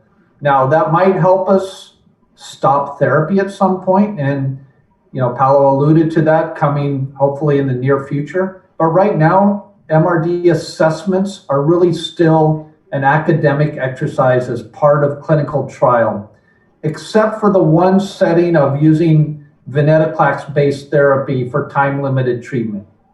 Really, we know that if you don't achieve undetectable MRD by a year in the front line with venetoclax and obinutuzumab, you probably shouldn't stop treatment because you're going to relapse relatively quickly. So there perhaps is a role there, but even then, it's still an evolving, changing landscape. And I would say in the United States, even, we don't, outside of clinical trials, look for MRD detectability, even by more crude measures relatively, which are things like flow cytometry as an example? The second question is nearly the same, but in probably a slightly older patient who had received bendamustine and rituximab as a first-line treatment, now has relapsed, predominantly with some lymph nodes. We have a habit of doing PET scans as a standard one for many of these patients now. Say there is an occasional high uptake PET-avid lesion, which worries you about Richter's transformation. So what's your choice of relapse treatment in these sort of people who have a bulky lymphadenopathy, has got a medullary as well as an extramedullary relapse? And what would be a choice of treatment? So in this case, there is no Richter, there is no diffuse large B cell. This is unfortunately, we haven't biopsied those ones. It's just on a PET scan. The PET is probably around 5 or 6 SUV, or it's around 5.5. Not a very florid uptake. I'm sorry. So this is typical. That sounds like what is called accelerated CLL, which is CLL and should be treated as a CLL. And so this is the typical setting where BTK inhibitors are working fine. And let's remember that the major mechanism of action for BTK inhibitors is anti-proliferative action. So they're not inducing much of apoptosis, if not because the cells are displaced from the tissues into peripheral blood, but usually they really are anti-proliferative. So this is where they work nicely, where you see bulky lymph nodes and you can have a nice response. Again, since we are discussing so much about economical constraints, which are equal everywhere, and we have always to think also in an economical way, let's wait to treat the patient in the relapsed refractory setting when they again meet the criteria for first-line treatment. So the lymph nodes must be bulky, above 10 centimeters. Patient has to be anemic below 10, be thrombocytopenic below 100 or below 50 now. It seems always the usual stuff, but that makes a difference in terms of month. And it makes a difference in terms also of cost, because it's less month that you have to pay your drug. And I remember a couple of patients who, as I said, ibrutinib is allowed, this was first-line setting, of course, only if they were elderly above 65 years of age, and they were like missing 3 or 4 or 5 months to be in 65 years of age. And there you can really see that you can always wait a little bit longer with no risk of the patient. So I think the economical pressure in this case is somehow helping us to learn that you can always wait a little bit more without any harm. Now, passing on to the pathologist, Dr. Subramaniam, just a quick question. What's your, what test do? You do say a peripheral blood flow cytometry or a bone marrow flow cytometry. What are the clinical, what risk stratification you can do to give it to the clinicians to make them decide more? So do you do IGHV mutations? I know we all do a FISH now. I mean, a FISH is probably where we stand. But is there any role for cytogenetics, or do you do NGS or any sequencing to identify IGHV mutations, or just a P38 ZAP70 on the flow? What's all your risk stratifications which you give us when you actually have a patient who's newly diagnosed CLL or even at relapse? Okay, am I audible? Yeah. At our center, we are generally, most of the patients currently, it's basically peripheral blood flow. They are doing marrow only if they are suspecting cytopenia. The FISH panel standard routine of the 4 fishes for 11q, 13, 12, 13q, 12, and TP53 is done. So these are done as a routine, as well as many times at the time of diagnosis, we have to look at differential diagnosis of CLLs also. So IGH translocations are also looked for as a part of the standard work. So in addition to that, we are doing IGBH mutation, and now for the last 1.5 to 2 years, we are doing also the TP53 mutations by NGS as well as Notch1 SF3B1, the routine. So, but these are not very widely used in all patients. They are looking at based on the clinical requirement whether they want to know the information or not. So that's what we are doing. Though we have the capability for doing the minimal residual disease by flow, but generally it's not very clinically, necessary in the kind of treatments we use in our centers. So, do you do NGS for P53 mutations? And P53, yes, we do for TP53 NGS as well as we are also participants in the ERIC CLL TP53 mutation EQA and stuff like that. So we are using NGS for that. So that we've been doing it. Only thing is, as you know, the option for going for ibrutinib is limited in the number of patients in India. So generally, they clinically they do it only when they are looking for the option of giving an ibrutinib to a patient. All right. Quickly, Moni, I've got very limited time, another 5 minutes, 6 minutes. And I'm sorry, the next slide. I'm just going to combine both the next slide and the other slide together. So basically, my question to the national experts on CLL, what stops you, what makes the patient stop using ibrutinib? And that's one of the major problems in India. I will have a specific question afterwards, but what made your patient stop ibrutinib? Which is the big one in India which makes them stop ibrutinib? Sorry, are you directing that to? I'll just have a word from our Indian experts, and what specifically that stops people from using ibrutinib, or the patients stop ibrutinib. So I can tell you about the experience at PGI. Okay. We have around 10 patients, roughly treatment naive, who are on ibrutinib. It's relatively better tolerated in treatment naive patients than relapsed refractory CLL patients. So I wouldn't say there have been any interruptions or any discontinuations as of now in our short follow-up in the treatment naive setting. But in the relapsed refractory setting, we have around 30 patients right now, and it's led to discontinuations or even progression of disease or deaths in around 40% of patients. So definitely not well tolerated in the relapsed refractory setting. We have seen a lot of infections in our patients. Infections like invasive aspergillosis, mucormycosis, even cryptococcosis. Okay. So yeah, these are some of the infections that we have seen in our relapsed refractory CLL setting. So I would say the major advantage of acalabrutinib would be if it leads to better tolerance in the relapsed refractory setting, and the usage will also depend upon what their launch price is going to be. Okay. Right. And now that we have a generic one, I think people probably can afford more. And is that have any of you seen a significant bleeding? I have seen a couple of patients who actually slightly started a lower platelet count, actually bled a lot. And so I don't know. So a specific question before we move on to more. How many of us have?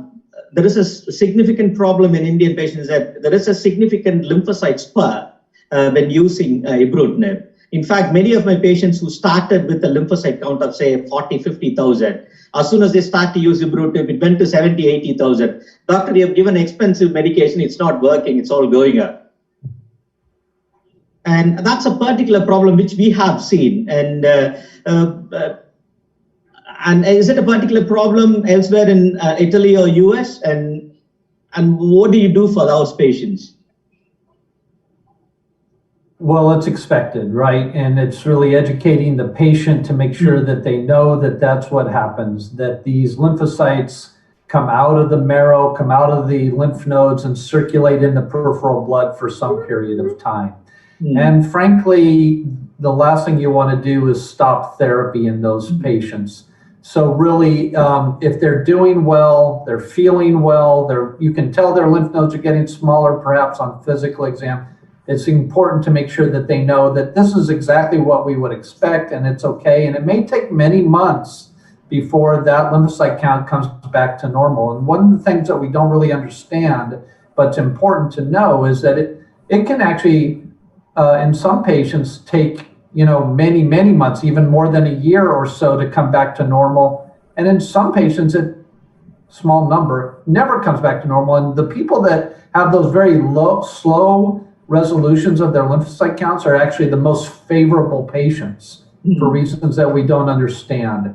So even if it stays high for long periods of time and slowly is coming down, that's perfectly fine, and the patient should stay on therapy. So do the B symptoms settle down in spite of having a high white cell count? Absolutely. Yeah, go ahead, Paolo. Oh, yes. If I may add just to say something, but really, I also always discuss during the watch and wait period with my patient, the lymphocytes don't count, meaning that we are not going to take any decision on the lymphocyte. Patient will be treated because of anemia, thrombocytopenia, and lymph nodes. So the lymphocyte count is irrelevant for me and also for the patient before. So even after the BTK, it doesn't change much. And I always tell them, indeed, that we learn that the lymphocyte count is not relevant because we learned from the BTK inhibitors, meaning that we are spending 100,000 of euros to give a drug that increases the lymphocyte count, but decreases, of course, the size of the lymph node, increases hemoglobin and platelets. So this is what is really relevant. The lymphocyte count doesn't count. In fact, you have very good drugs that are effective, and still the number goes up, but that does not correlate with B symptoms, does not correlate with any issue for the patient. Just a last question on the side effects. Ibrutinib, over a period of few years, what's the major side effect we can expect? Say we have been using ibrutinib for about a year or two now, but what happens in 3 years, 4 years, 5 years? Is there any particular side effect which we need to be worried in patients who particularly have been taking ibrutinib for a long, long time? That's a good question. We do have longer term follow-up data with ibrutinib. Most people that have an adverse event that's significant with ibrutinib, it usually happens in the first 6 months of treatment. Definitely pretty much within the first year, but most often, if you have a problem that's going to make you have to come off of therapy, it's going to happen usually in the first 6 months. There are two things that are potentially more emergent over time, and a little bit perhaps atrial fibrillation, but mostly hypertension. So you need to watch for late hypertension, but otherwise the safety signal is consistent. You're not going to see something new show up at 5 years that wouldn't have shown up at 6 months or so, except potentially really for hypertension. So pay close attention to the blood pressure. Paolo, any thoughts? Yeah, if I may add, what patient complains, because they usually don't complain about hypertension because they don't feel it unless you measure, of course. But what they really complains with the longer follow-up under ibrutinib is myalgia and arthralgia. This is also a mild thing that is definitely should not lead to discontinuation, but it's true that some patients can really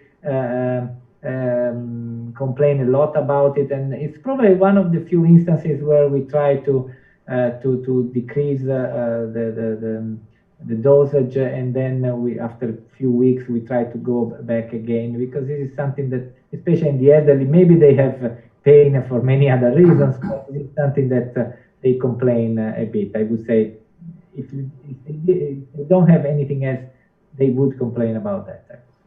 Yeah. Just two more quick questions. One to our pathologist. I'm really sorry. MRD. I know Dr. Ghia said that about, Professor Ghia said about MRD. Dr. Subramanian, what's your opinion on MRD in India? Generally, MRD is used as a principle in all diseases where there is a chance of the treatment giving a good response that you want to know how much is a residual disease.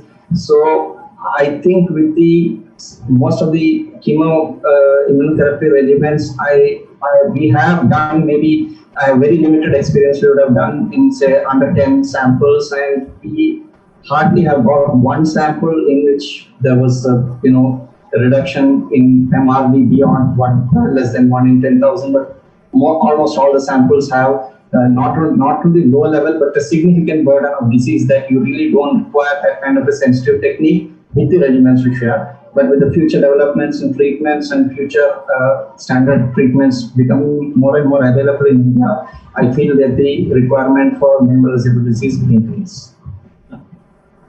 Dr. Pagel and Dr. Ghia, what's all the MRD which is available there? Do you do sequencings? Do you do just a flow? Or the biggest problem with CLL is being there is residual lymphadenopathy as well.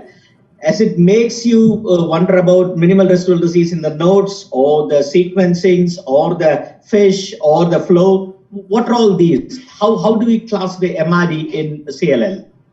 Starting from the point that at the moment there is no need to use assessment of MRD because indeed all the fixed duration treatment are fixed. So regardless the level of MRD, you have to stop. Right.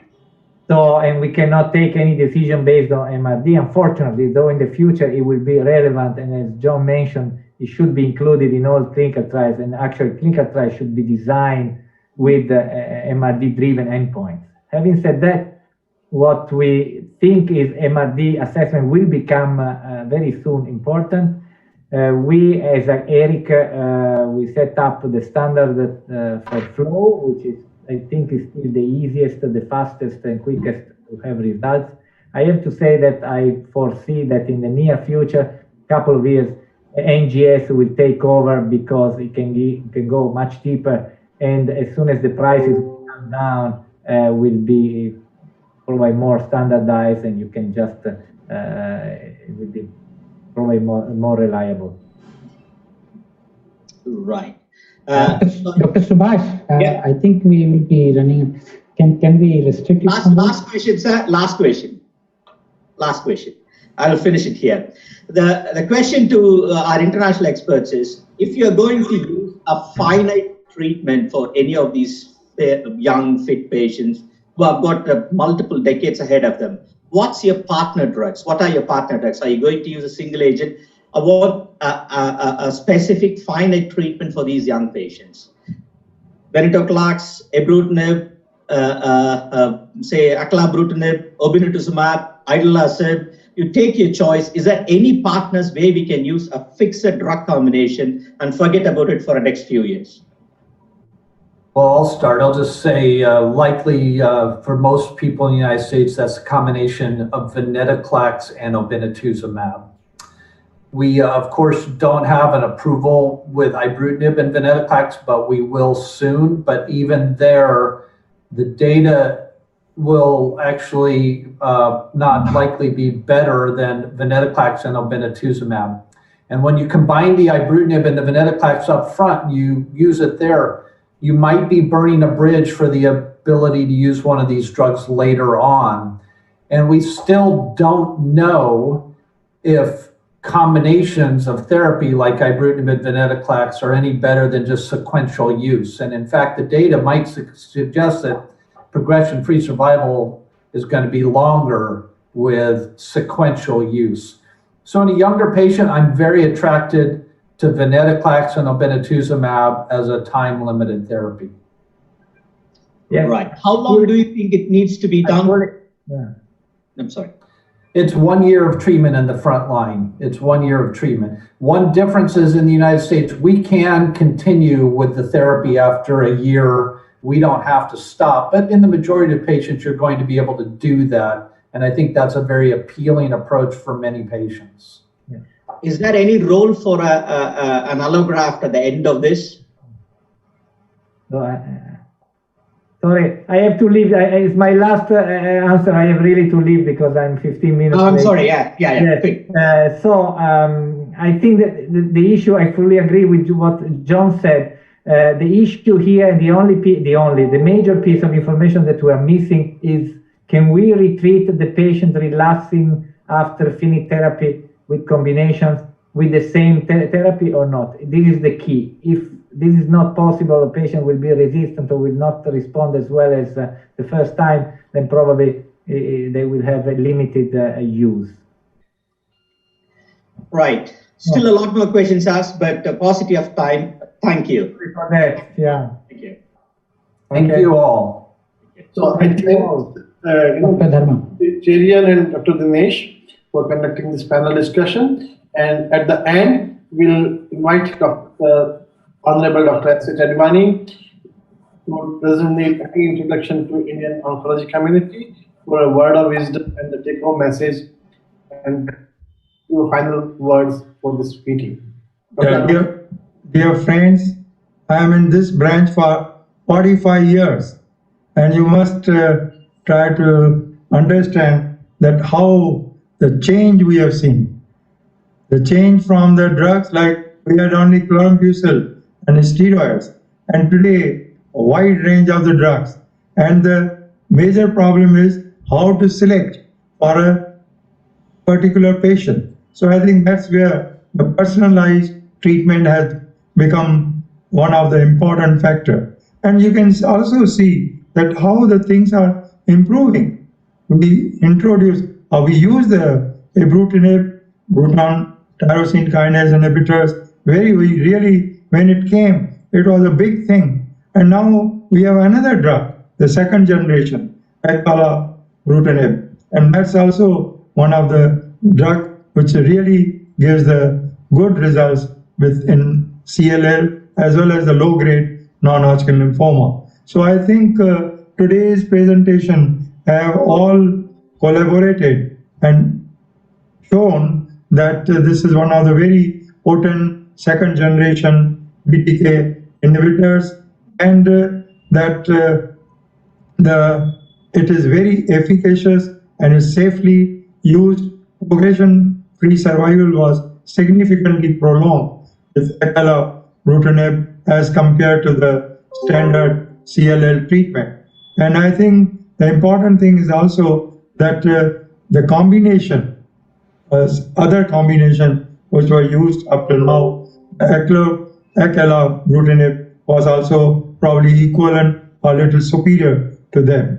So I think today's whole seminar of 2 hours have given us a good insight into the chronic lymphatic leukemia, that how by better understanding of the biology in terms of the various changes both within the cells as well as in the surrounding, in the microenvironment, which makes the disease different, and how we are able to attack not only the cells but also the microenvironment to our benefit. Thank you very much, and again I'm grateful all our friends from abroad as well as all our colleagues from India to have given us a feast of the information on CLA. Thank you very much. Thank you, sir. And I will, at the end, I'll thanks all the participants, all the speakers, and special thanks to Dr. Paolo, Ghia, and Dr. Pagel for the really wonderful presentation. And I'll hand over to the AstraZeneca for final words. On behalf of Dr. Neelam Varma and all the participants here, and over to Astra.